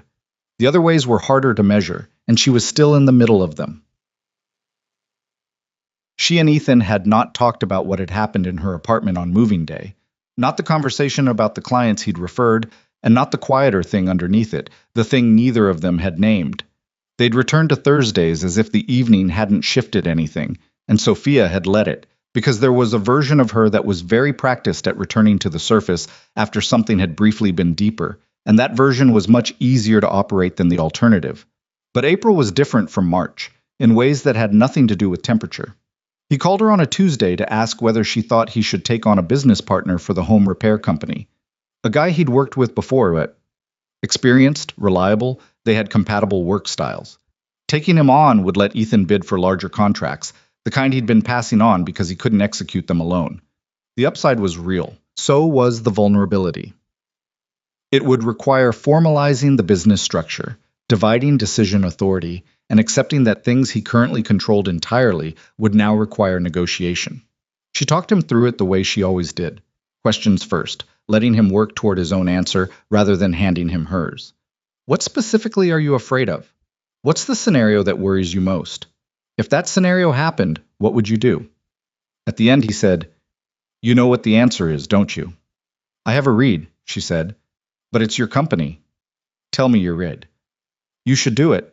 The risk profile is manageable and the ceiling without a partner is too low for where you're actually trying to go. But I think you already know that." "Yeah." A pause. "I just wanted someone to tell me it wasn't crazy." "It's not crazy." "Okay." Another pause. Sophia, the way he said her name, the slight shift in register, the specific gravity of it, told her the conversation was about to change lanes. "Yeah," she said. There's something I keep not saying, and I don't think it's because I don't want to say it." She looked at the wall across from her desk. The morning light came in at that angle now, the stripe she'd fallen in love with in the apartment showing walk. "Okay," she said. "I think you know what it is." "I might." She kept her voice steady. "But I think you should say it anyway." A pause long enough that she could hear him breathing, which told her he was nervous, which told her something about the stakes he was operating at right now. Ethan Walker was not a man who let nervousness be audible as a general rule. "I'm not good at this," he said. "The saying things. Claire and I were together since college. We didn't have to say much. We just knew. And since then I haven't—" He stopped. Tried again. "I've been in the same holding pattern for 4 years, and I told myself it was about Lily, which is partly true. But it's also that starting something felt like it required more of me than I had available. And then you came into the picture, and the math started to change, and Another stop. I realize I'm doing a terrible job of this. You're not, she said, quietly. I don't want to complicate what we have. I know how much what we have matters to you, to Lily, to Ethan. Yeah, I know what you're trying to say. A long pause. Okay. And the math has been changing for me too. She said it simply, without decoration. For a while now. I wasn't. I was waiting until I felt like I was standing on solid enough ground to say it. Because I didn't want to say it from a position of needing something. I wanted to say it from a position of choosing something. The silence on the other end of the line had a different quality than his other silences. Warmer, somehow. Are you on solid enough ground now? He asked. She looked around her apartment. The table with the mismatched chairs. The books in size order. The morning light doing what it did at this hour, filling the room with the particular gold of early April. Getting there, she said. That's enough, he said. That's more than enough. Us. What came after was not dramatic in the way stories usually require drama. There was no declaration in the rain, no collision of bodies in a doorway, no single scene that could be identified as the moment. What there was instead was a gradual and honest shift in what they were to each other. One that everybody in the room had probably known about for weeks before anyone said it directly, including Lily, who had the particular radar of a 7-year-old who had been her father's primary companion for most of her conscious life, and was not inclined to miss changes in his atmospheric pressure. The first time Ethan took Sophia's hand, actually took it, not the casual brush of a crowd or a shared doorway moment, but deliberately, consciously, in the middle of a walk they'd been taking on a Saturday afternoon in April, while Lily ran ahead toward a fountain she'd spotted. He did it without looking at her, just reached over and took her hand the way you take a thing you've decided you're allowed to have. She looked at his profile. He looked straight ahead. Lily, 20 feet ahead, had reached the fountain and was determining whether its rules applied to her. Sophia's hand closed around his. That was the whole scene. Unremarkable in every visible detail except for everything. Well, she was in a meeting with a new potential client on a Thursday morning in May. A mid-sized marketing firm whose growth trajectory had stalled in ways that were beginning to look familiar, when her phone buzzed in her bag with a number she hadn't seen in 14 months. She didn't pick up. She was in a meeting. She set her phone face down and finished the conversation, and the client agreed to a 4-week initial engagement, and she shook hands and walked out to her car and sat inside it and looked at the missed call. Marcus Vale. She sat with the phone in her hand for a full minute. Her first feeling was not anger, which surprised her. Her first feeling was something closer to exhaustion, the specific tiredness of something you've been bracing against for a long time and have finally allowed yourself to stop bracing against, and now the thing has showed up anyway. She did not call back. He called again an hour later. She was at her desk. She picked up. Sophia. His voice was the same. That particular warmth that took a long time to understand was calibrated rather than genuine. I've been wondering how you were doing. Have you? She said. I heard you're consulting independently. Some mutual contacts have mentioned your name. What do you want, Marcus? A brief pause. He wasn't used to her being direct with him. In the years of their partnership, she'd always operated with a buffer of professional courtesy that she now understood had served his interests more than hers. I want to have a conversation, he said. I think there are things that could benefit us both. The board made decisions that weren't entirely. Stop. She said it the way she'd learned to say it. Not heated, not raised, just a wall. I don't need a reframe of what happened. I was there. Sophia, what specifically do you want? He shifted. She could hear it. The recalibration of approach. Altara has been struggling, he said. The clients we took over haven't. The relationship transition was difficult. There are structural problems that need the kind of attention you're very good at. You thought I'd help you fix the company you took from me. A silence. I understand that's a complicated ask, he said. He said it carefully, the way a man says something he's been practicing. It's not complicated, she said. I'm not going to do it. That's simple. The fee would be significant. I know you're building something, and the exposure would. Marcus. She stopped him again. I want to make sure I'm being clear because I know sometimes I'm not as direct as I should be with you. I'm not going to consult for Altara. I'm not going to consult for you. Not for any fee, and not for any exposure. What you did cost me more than money, and I don't need what you're offering badly enough to pretend otherwise. She paused. I hope the company finds the help it needs. I mean that, but it won't be from me. She ended the call. She sat at her desk for a while afterward, not doing anything in particular, just sitting with it. She waited for the anger to come, the full, justified version of it, the kind that had a backlog of 14 months behind it. And what came instead was quieter. Not forgiveness, which felt like too large and theatrical a concept for what she actually felt. Just the absence of the wound in its active form. He had done the thing he'd done, and it had cost her nearly everything, and she had rebuilt from it into something she was, honestly, more proud of than what she'd had before. Not because loss is secretly a gift. She didn't believe that. It was too easy. But because of what she'd found out about herself inside of it. What she was made of. What held when everything else was taken. She'd found that out. He couldn't take it back. There was nothing left for him to take. She opened her laptop and went back to work. She told Ethan about the call that Thursday. Not right away. They ate their cake first because Lily had decided that May required them to try the coconut cream slice they'd been ignoring for months, and this was not negotiable. So they tried the coconut cream slice, and Lily delivered a verdict of good but different, which was her standard phrase for things she liked but wanted to reserve the right to revise her position on. After Lily had relocated to the pastry case to conduct further research, Sophia said, "Marcus called me." Ethan looked up. His expression shifted. Not dramatically, but she'd learned his face well enough by now to read the small adjustments. A stillness around the jaw. The particular quality of attention that meant he was choosing his words carefully. What did he want? She told him. The Altara struggles, the consulting offer, the fee that would have been significant and 6 months ago might have been genuinely tempting. What did you tell him? No. Ethan nodded, looked at his coffee. How do you feel? Steadier than I expected. She wrapped her hands around her cup. I thought hearing his voice would, I don't know, undo something, but it didn't. She paused. I think I'm actually on the other side of it, the Altara thing. I don't know exactly when that happened. I think it happened gradually, Ethan said. Those things usually do. I kept waiting for a moment when I'd know it was done. There wasn't one. It was just, one day the center of gravity was somewhere else. He looked at her. Where is it now? She held his gaze. Here, she said. Mostly here. The word mostly was doing some work, and they both knew it. She was still building, still had clients to cultivate and a business to structure, and all the practical architecture of a professional life that was 6 months old and required constant attention. She was not done. She was not going to be done for a long time. But here was where the gravity was. This table. These two people. The slightly absurd coconut cream slice that Lily was currently interrogating the counterstaff about. June arrived.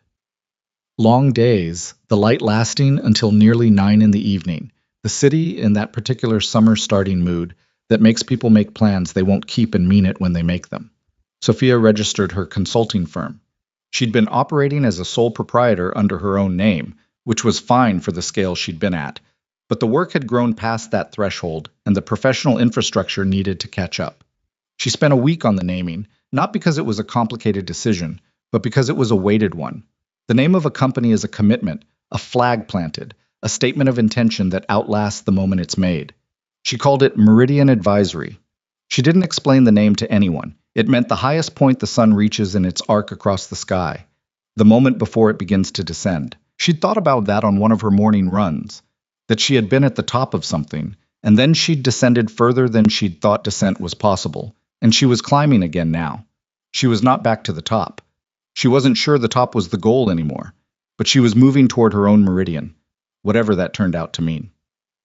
The registration took 3 weeks to finalize. She got the paperwork on a Wednesday afternoon, the official documents with the state seal, the EIN, the whole apparatus of official existence that a business requires to be real in the way institutions recognize. She sat at her table with the mismatched chairs and spread the documents out and looked at them. She thought about Altara, the first time she'd held those documents, the original incorporation, 6 years ago in the kitchen of her then apartment, the one she'd shared with 2 other people because she couldn't afford to live alone, working off a folding table at midnight because the kitchen table was taken. She'd been 24. She'd had 2 clients and a business plan that she'd revised 47 times and was still not entirely confident in, and she'd held those documents and felt something she could only describe as the specific terror of beginning, the moment when an idea becomes a commitment and you can no longer pretend it's theoretical. This was different. She was 30, not 24.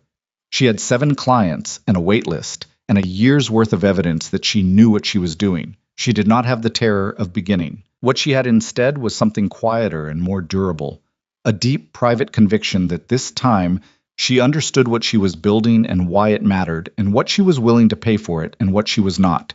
She called Ethan. He picked up on the second ring. Meridian Advisory is officially a company, she said. A beat. Then, Sophia. Yeah, that's a big deal. I know. She looked at the documents on the table. I wanted to tell you first. She heard him exhale. Not dramatically, just the kind of breath a person lets out when something they've been holding resolves. I'm glad you did. I couldn't have gotten here without... Don't, he said, gently but clearly. You did this. The park referral and whatever else I did, those were small things. What you did with them was you.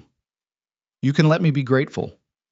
You can be grateful. I'm just not taking credit for what wasn't mine. She shook her head at the documents. You're very annoying sometimes. Yeah, you mentioned. She laughed, the involuntary kind, fully out before she got to decide to have it. It was late June when things between them shifted for the second time, and this one had an actual scene. They'd been at her apartment, not a Thursday, just a Saturday evening, the three of them eating takeout at the table with the mismatched chairs, while Lily attempted to teach Ethan the rules of a card game she'd invented that appeared to have no internally consistent logic. Ethan was losing, which Lily found enormously satisfying. Sophia had been half in the game and half in a proposal she'd been restructuring in her head all day, and she surfaced from that at some point to find that Lily had fallen asleep on the couch. Again, the same easy collapse of a child who runs out of fuel mid-activity. And she and Ethan were sitting across from each other with the card game between them and the apartment quiet around them. He was looking at her. She looked back. What? She said. Nothing. He paused. I was just thinking that this is really good. This specific thing. The three of us. She looked at the table. The cards, the takeout containers. Lily's shoes kicked off near the couch. Yeah, she said. It is.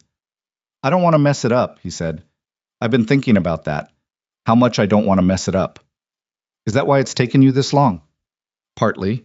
He turned a card over in his hands, not looking at it. And partly because, Lily, she's attached to you.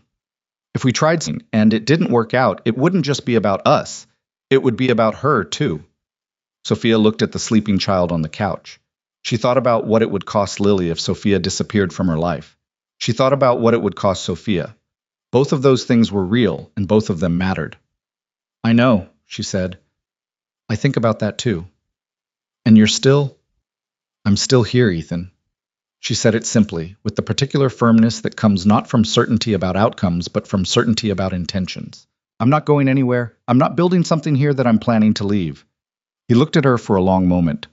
The light in the apartment was low, the standing lamp she'd gotten 2 months ago throwing a warm pool near the couch where Lily slept. Okay, he said. Okay? I believe you. He put the card down. I think that's the thing I needed to hear. Not a plan or a promise about the future, just that.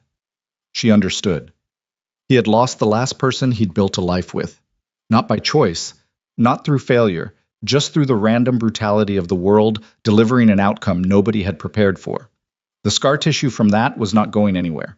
But scar tissue, she'd learned this year, was not the same as the wound. It was evidence that the wound had been survived, and it held. I believe you too, she said, by which she meant, I know you're not going to disappear. I know you're going to stay. He reached across the table, the same way he'd taken her hand on the walk in April, direct, deliberate, without flourish. She turned her hand over and his closed around it. Lily slept on the couch, entirely unaware, her breathing the even, slow rhythm of someone completely at rest. And the three of them were in the same room at the end of a Saturday in June, which was, against all reasonable probability given where Sophia had been standing with $2.11 on a November evening 7 months before, exactly where they were supposed to be. What? July came in hot and full of motion. Sophia's business was growing at a rate that required her to think differently about structure. Not just her process, but who she was going to be in the next iteration of this. She'd been operating as a solo consultant, every engagement personal, every analysis done by her hands. That model had a ceiling, and she was starting to brush against it. She started making notes about what a team would look like, who she'd want to hire first, what role would extend her capacity most effectively, what kind of person she was building toward. She did this in the same yellow lamplight at the same desk, the notes messy and inconclusive the way first drafts are, and she thought about the woman who'd sat in a studio apartment making instant coffee and sending applications into a void, and felt no contempt for her. That woman had been doing the only thing available to her with the tools she had. This woman had more tools. That was all the difference was. She had a dinner with Park in mid-July. Not an engagement meeting, just dinner. The kind of dinner that means someone has decided to include you in their world in a way that isn't purely transactional. He brought two other people, investors she didn't know, and over 2 hours at a restaurant that was several income levels above her current practical range. She held her own in a conversation about market structures and portfolio strategy and the specific failure modes of mid-stage companies, and she did not once feel the imposter sensation that had dogged her through the first years of Altara when she'd sat across tables from people like this and privately wondered if they could tell she was working harder than they were just to maintain the altitude. She was not working harder than them. She was just working. That was enough. One of the investors asked at the end of the evening for her card. She gave it. Meridian Advisory, Sophia Bennett, founder. He looked at it the way people look at something they intend to remember. She drove home with the windows down in the July heat and thought about what it meant that a year ago she was in a studio apartment reading rejection emails, and now she was handing business cards to investors at a dinner where the entrees cost more than her weekly grocery budget used to be. Not because money was the measure, she'd learned at significant cost that it wasn't, but because the business card was evidence of a specific journey, and the journey had been paid for in a currency she wouldn't have chosen, but that had, undeniably, bought something real. Her phone buzzed on the passenger seat. She glanced at it at a red light. Ethan, how was dinner? She smiled at the road ahead. Really good, she typed back. Tell you Thursday. His reply came 30 seconds later. Lily wants coconut cream again. Preparing yourself accordingly. She laughed. Alone in her car, windows down, the July city moving past on both sides. Meridian Advisory 9 weeks old and already too busy. Ethan's name on her phone screen, Lily's opinions about pastry apparently now a standing fixture in her life. She had not predicted any of this. Not the loss, not the recovery, not the specific texture of what she was building. She had not known, standing in that parking lot in November counting coins in her palm, that she was at the beginning of something rather than the end of everything. That was the thing about bottoms she was starting to understand. They didn't announce themselves. They looked from inside exactly like endings. The beginning part only became visible later, in retrospect, when you could trace the line from where you'd been to where you were and see the shape of it. She could see the shape of it now, imperfect and unfinished and hers. She drove home through the July heat, and the city hummed around her, and the year was halfway over, and she was, by any honest accounting, somewhere she had not expected to be and could not imagine leaving. But the second November came in quieter than the first. Sophia noticed that. She noticed it the way you notice things when you've lived through a version of them before and have enough distance now to see both. The original and the echo side by side, the contrast between them telling you something that neither could communicate alone. A year ago, November had felt like the inside of a closing fist. This one felt like weather, just weather. Cold coming in, days shortening, the city adjusting its collar. Livable. Normal. A season instead of a sentence. She was still running in the mornings. 4 miles now, a route she'd built over the course of the year by adding small increments until the distance stopped feeling like an achievement and started feeling like the baseline. She ran past the broken streetlight on the corner near her old studio. The city had finally fixed it sometime in August, and she always registered its absence for a half second before remembering, a small ghost of the year she'd had. She ran past Crumbs and Kopi at the far end of the loop, dark at that hour, the lights off. The window she used to sit in front of on Thursday evenings, just glass reflecting the early morning. She ran past it every day without going in and saved it for Thursdays, which had remained, through spring and summer and into this second fall, the fixed point of the week. Meridian Advisory had 8 employees now. 8 was a number she still hadn't fully absorbed. She'd made her first hire in August. A junior analyst named Priya, 26, sharp, and slightly too confident in ways that reminded Sophia of herself at that age, in a way that was both useful and occasionally exhausting. By September, she'd added a second, a project manager named Gus, who had the specific competence of someone who had worked inside large organizations long enough to understand their dysfunction from the inside and was deeply motivated to build something smaller that worked correctly. The third through eighth had come in clusters, each one creating the need for the next, the organization growing with the particular organic logic of a living thing that has found a favorable environment. She had an office, not a large one, 4 rooms on the 7th floor of a building she'd walked past every day for months without registering it, but real, hers, with a window that faced east and a reception area that currently had a second-hand couch that Priya referred to as aggressively mid-century, and Sophia referred to as paid for in cash, I'll take it. She thought about the desk lamp she'd bought for $8 at the thrift store, the yellow light on the wall of the studio apartment. She still had it. It was on the corner of her desk in the new office, slightly incongruous among the newer things, slightly too warm for the room's overall color temperature. She'd moved it deliberately. Some things you keep not because they're practical, but because they're load-bearing in a different way, because they hold the memory of who you were when you needed them. Well, she was in the office on the second Tuesday of November when Priya knocked on the open door and said, "Kevin Cho is on line 1. He says it's not urgent, but he wants to catch up." Sophia picked up. Cho. Bennett. He'd started calling her that sometime around month 3 of their work together, and it had stuck. "You seen the Q3 numbers?" "I saw. 31% growth. 31.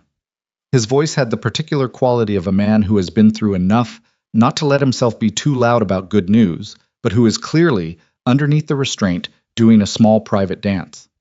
The board is, I can't overstate how different the temperature is in those meetings now. "That's the culture work," she said. "That's your team figuring out how to disagree without the whole building falling down." "I know. I want to say that I know it wasn't the strategy decks or the market analysis. It was the other stuff, the harder stuff. The other stuff doesn't work without the strategy. You're very stubborn about taking credit." "I'm accurate about taking credit. There's a difference." He laughed, the easy laugh of a man who is less afraid of things than he was 8 months ago, which was perhaps the most meaningful metric of all. "Park wants to loop you in on something new," he said. "He's looking at a Series A company in the logistics tech space.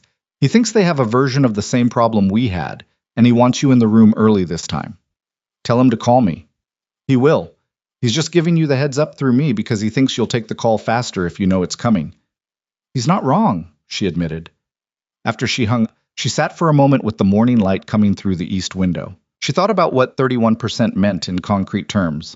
The people at Kinsley whose jobs were more stable today than they'd been a year ago.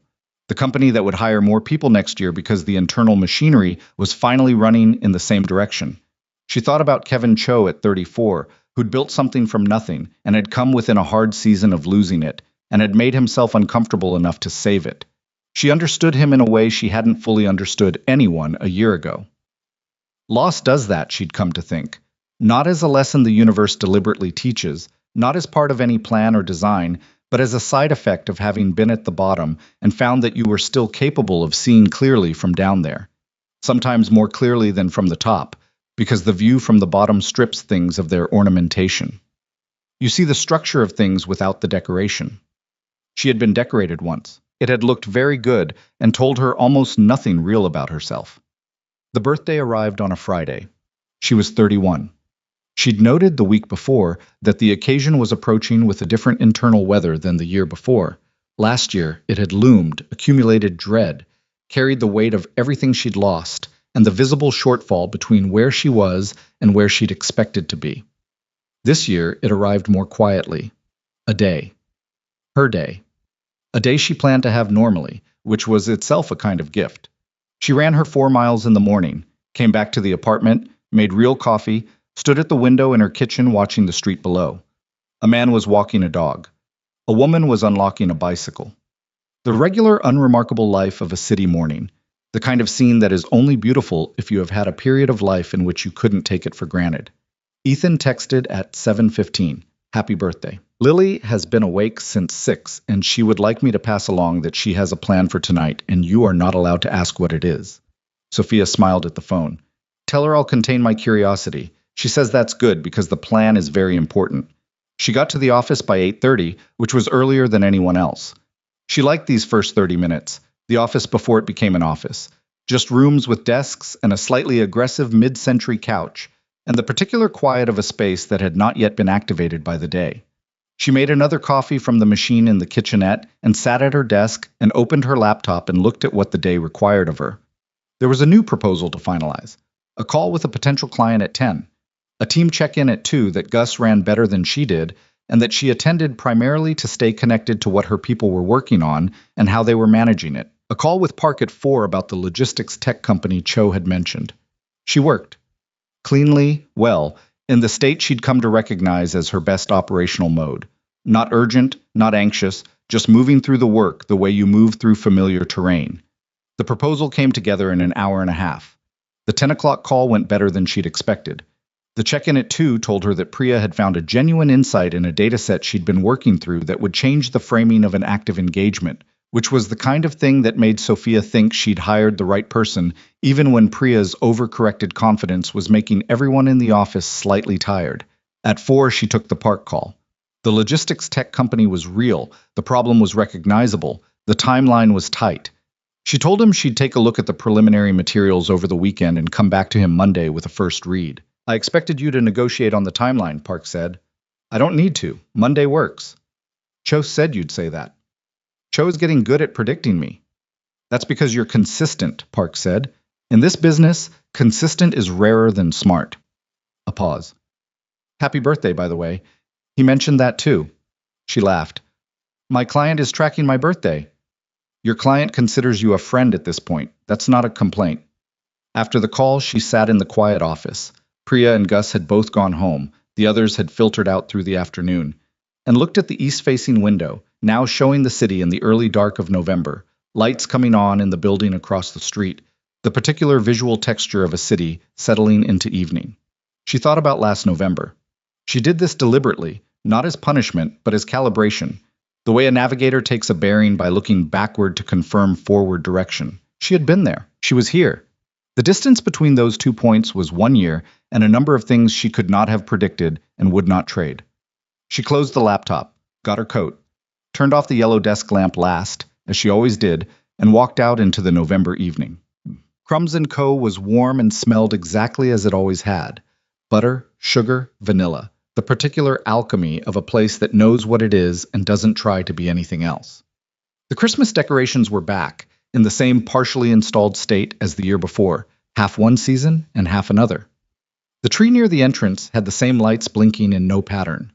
Sophia stood inside the door for a moment, just standing, just being in the room. She did this sometimes, took a second with a place before moving through it. A small private practice she'd developed without naming it. They were at the window table. Lily spotted her first, which was always how it went, and her face did the thing it did. The completely open grin of a child who has not yet learned to modulate her happiness for the comfort of observers. She was 8 now, had turned 8 in September, and she was the same and different in the way children are always the same and different across a year. Something in the face more defined, something in the posture more certain, the vocabulary larger, the opinions more detailed, the basic essential liliness absolutely intact. She had a box on the table, a bakery box tied with string. Her hands were pressed flat on the table on either side of it, the same posture she'd had at this exact table a year ago when she'd been looking at cakes through the glass case, that posture of keeping herself from touching a thing she badly wanted to touch. Ethan stood when Sophia came to the table. He kissed her, simply, naturally, the easy physical language of people who have been together long enough that the gesture is no longer a decision, and she leaned into it for a second before sitting down. "Hi," she said. "Hi." He looked at her the way he'd been looking at her since April, with that particular quality of attention that she'd stopped being surprised by and started simply accepting as part of the landscape of her days. "How was work?" "Good. Park has a new company for us. Cho's numbers came in." "Good numbers?" "Very good numbers." He nodded. That was one of the things about Ethan. He registered information about her work without needing to perform enthusiasm about it. He was genuinely glad when things went well and genuinely concerned when they didn't, and he expressed both in a register that matched the actual scale of the thing rather than inflating it for emotional effect. It was one of the things she'd come to rely on in a way she hadn't known she needed. "Sophia." Lily's voice was at maximum significance. "You have to open it now." "Can I sit down first?" "You are sitting down." "Can I take my coat off?" Lily exhaled, which was her expression of deep patience being exercised under duress. Fine. Sophia took her coat off, got settled, put her hands on the table, looked at the box, looked at Lily. Okay. Lily pushed it across the table. Sophia pulled the string, lifted the lid. Inside was a birthday cake. Small, lemon yellow, white frosting, 3 daisies piped along the top in pale green. Identical, or as close as memory and intention could manage, to the one from a year ago. The first one. The one with the uneven slices and the single candle, and the wish she hadn't been able to name until after. She looked at it for a moment without speaking. I told them exactly what it looked like, Lily said. The flowers had to be in the right place. The lady at the counter said I was very specific, and I said thank you. It's perfect, Sophia said, and her voice was doing something she wasn't fully in control of. It's not exactly the same, Lily said, with the honesty of someone who cannot let an inaccuracy stand even when an inaccuracy would be more convenient. The flowers are a little bigger, but I think that's okay. I think that's okay, too. Lily reached into the pocket of her jacket, the green one, the one with the dinosaur, which she'd had for a year now, and which was becoming visibly small on her, but which she refused to stop wearing, and produced an envelope, handwritten on the front, in the large, careful letters of a child trying to be neat. Sophia. It's a card, Lily said. I can see that. Open it. Sophia opened it. The card inside was hand-drawn. On the cover, in crayon, 3 figures at a table, rounder heads this time, slightly better proportions, 1 year of artistic development visible in the rendering. The same 3 people, the same table. Yellow hair, brown hair pulled back, 2 bumps at the top for pigtails. Inside, in Lily's handwriting, careful and deliberate and slightly uneven. The way a child's handwriting is when they are concentrating very hard.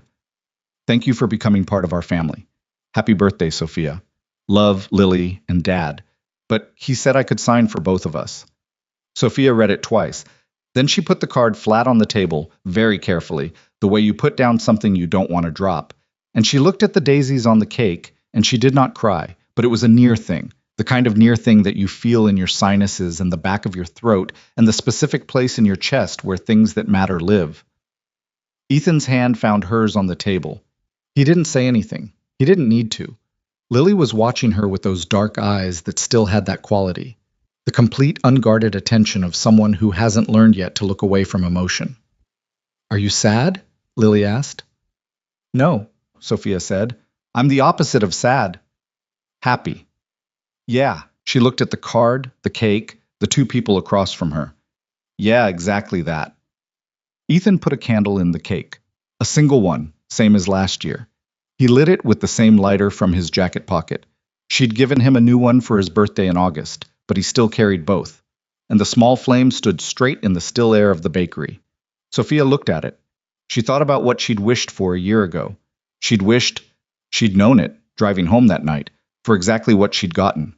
Not in its specific details, she hadn't known the details, but in its essential shape, for the feeling of belonging somewhere, for the weight of a place in someone's world. She had that now. She had it so specifically and so fully that it was hard to remember what she'd thought she was losing when she'd lost everything else. She'd thought she was losing the substance of her life, the company, the status, the identity she'd built over a decade. She'd been losing those things. That part was real, but underneath them, in the place those things had been standing on, she'd found something that had always been there and that she had spent years being too busy to notice. She had not known herself. Not fully. She'd known her ambitions, her capabilities, her tolerances, and her limits. She'd known how to work and how to win and how to manage the machinery of professional life with a high degree of competence.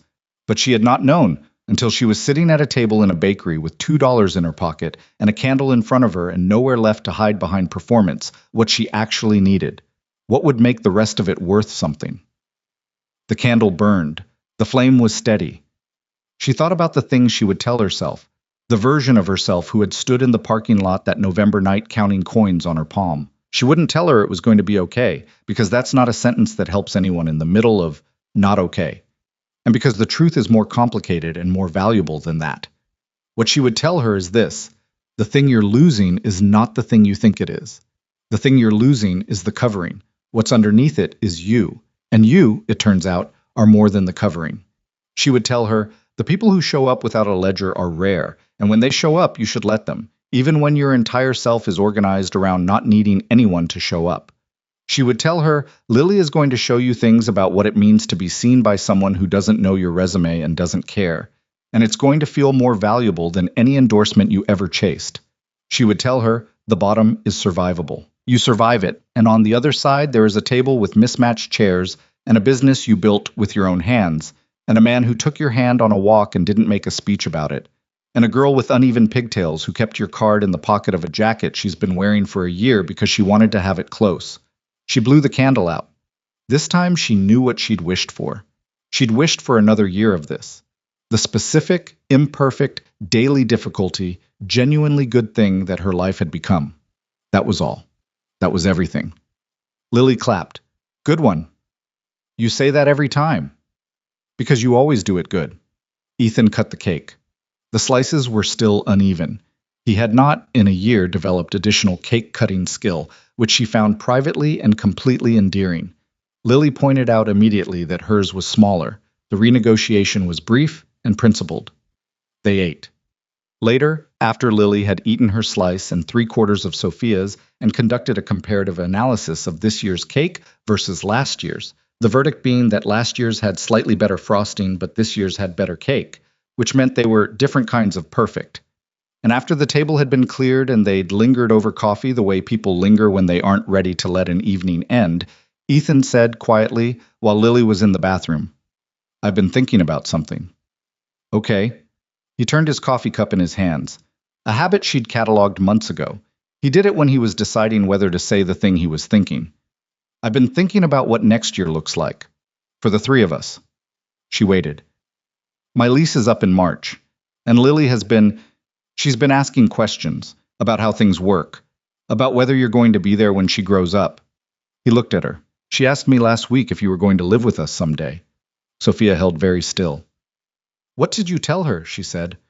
I told her I didn't know, that it was something the grown-ups were still figuring out. He paused. She said we should figure it out faster. Sophia laughed despite herself. Of course she did. She's not wrong, he said, quietly, without pressure, as a simple accounting. I'm not putting anything on the table tonight. I'm just telling you where my head is. That I'm thinking about next year as something we plan together, if that's what you want. She looked at him. The man who had fixed Mrs. Petrova's bathroom tile over 3 weekends and had a paint stain on his cuff and carried 2 lighters in his jacket and had quietly, without announcement, referred 3 of her clients and not mentioned it for months because he didn't want her to feel a debt. The man who had taken her hand on a walk and kept it. The man whose daughter had signed a birthday card and Dad, but he said I could sign for both of us. That's what I want, she said. He nodded. The nod of a person absorbing something significant without trying to appear like they are absorbing something significant. Okay, he said. That's it? Okay? What do you want me to say? I don't know, something. He looked at her for a moment, then, I've been trying to figure out how to say this for about 6 months, which is too long, and I'm still not sure I have the right words, but he exhaled. I think the best year of my life in a long time has been this year. The hardest parts of it have been hard, but having you in it has made me a better version of myself. And I think Lily would say the same thing if she had the vocabulary for it. He looked down at the coffee cup. She actually said something close to it last week. She said, Sophie makes everything more interesting, which is, that's the best thing anyone has ever said about me, Sophia said. He smiled, the full one, the one that changed his face more than he probably knew. She meant it. I know she meant it. That's why it's the best thing. Lily came back from the bathroom, assessed the table, assessed the 2 adults, and apparently found the temperature of the room satisfactory. Are you guys still talking? She said. We're finishing a conversation, Ethan said. Is it a good one? Yeah, Sophia said. Really good. Lily sat back down and looked at the remains of the birthday cake with the resigned expression of someone whose slice is gone and who is now making peace with that fact. Can we come back next year, she said, for your birthday, and do this again? Sophia looked at her, at the dinosaur jacket, and the uneven pigtails, and the eyes that had been looking at her with that complete, uncomplicated warmth since the first night, since the moment in the bakery a year ago, when a child had walked across the room to a stranger and invited herself into her birthday because it had seemed to her, with the straight-line logic of 7 years old, like the obvious thing to do. Yeah, Sophia said. Every year. Lily nodded, satisfied. The matter settled. She picked up her crayon from the table. She always had one, always, and opened the sketchbook she'd brought and began drawing something. Sophia watched her for a moment. Then she looked out the window at the November street. The same street. The same bakery window. The same dark blue of early winter nightfall that she'd sat inside of a year ago with $1.75 worth of coffee and a life she didn't yet know she was about to start. Everything outside looked the same. She was entirely different, not fixed. That wasn't the right word. And she'd given up on fixed as a destination because it implied a static endpoint. And she'd learned in this year that the people she most wanted to be like were not fixed but moving, always moving, adjusting to what each new thing cost them and what each new thing gave back. Ethan was like that. Lily was becoming like that, in the instinctive way children absorb the templates they're given. Sophia was learning to be like that. You lose things. Sometimes the loss is the result of someone's betrayal, and sometimes it's just the world doing what the world does, indifferent and unpredictable. You lose things, and you stand in a parking lot and count what's left, and find out whether you're the kind of person who can start from what's left, or whether you need a different amount to begin. Sophia had found out she could start from very little. She had found out that very little, handled right, was workable. And she had found out this was the part she hadn't expected. The part she would have found sentimental and vaguely suspect if someone had told her a year ago, that the people who show up in the middle of very little are the people worth building toward. Not the ones who arrive when you're already something, the ones who arrive when you're barely standing and decide to stay anyway. Those people are rare. They're the kind of rare that, if you're lucky enough to find it, you should recognize it before you're too proud or too afraid to hold on to it. She had been lucky. She had also been paying attention. She thought both things mattered. They walked out together into the November night. Lily went first, pushing through the door into the cold with characteristic lack of hesitation, exhaling a visible breath and finding this more exciting than it warranted. Ethan held the door. Sophia stepped through.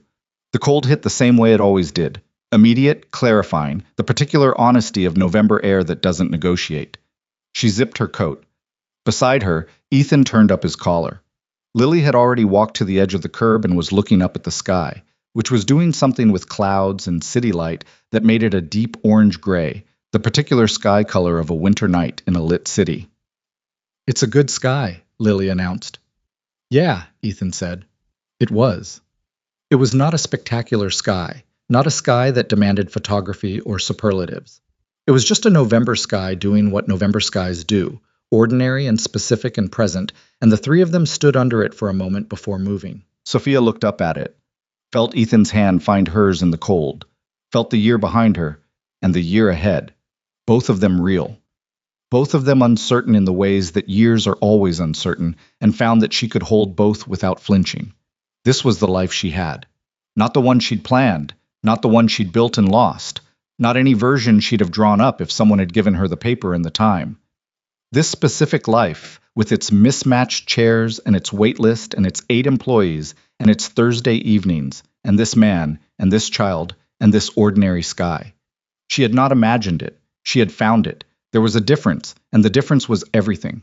Lily grabbed both of their hands simultaneously, one in each of hers, with her characteristic absence of ceremony, and started walking toward the car. The three of them walked. The city moved around them, indifferent and alive, the way cities always are, not interested in any individual story, not keeping score, just continuing. But inside that continuity, inside the ordinary noise and cold of a November night, 3 people walked down a sidewalk together, and the shape of them, the way they fit next to each other, the way they moved, looked, to anyone who might have been paying attention, like something that had been a long time arriving and intended to stay. Sophia thought, this is what it feels like to be exactly where you're supposed to be, not because everything has worked out, but because you know, with the specific certainty of someone who has stood in the other place, that this is real. That it is not a performance or a plan or a version of happiness you've constructed to present to the world. It is just this, just them, just the cold and the sky and the ordinary walk to the car, just everything.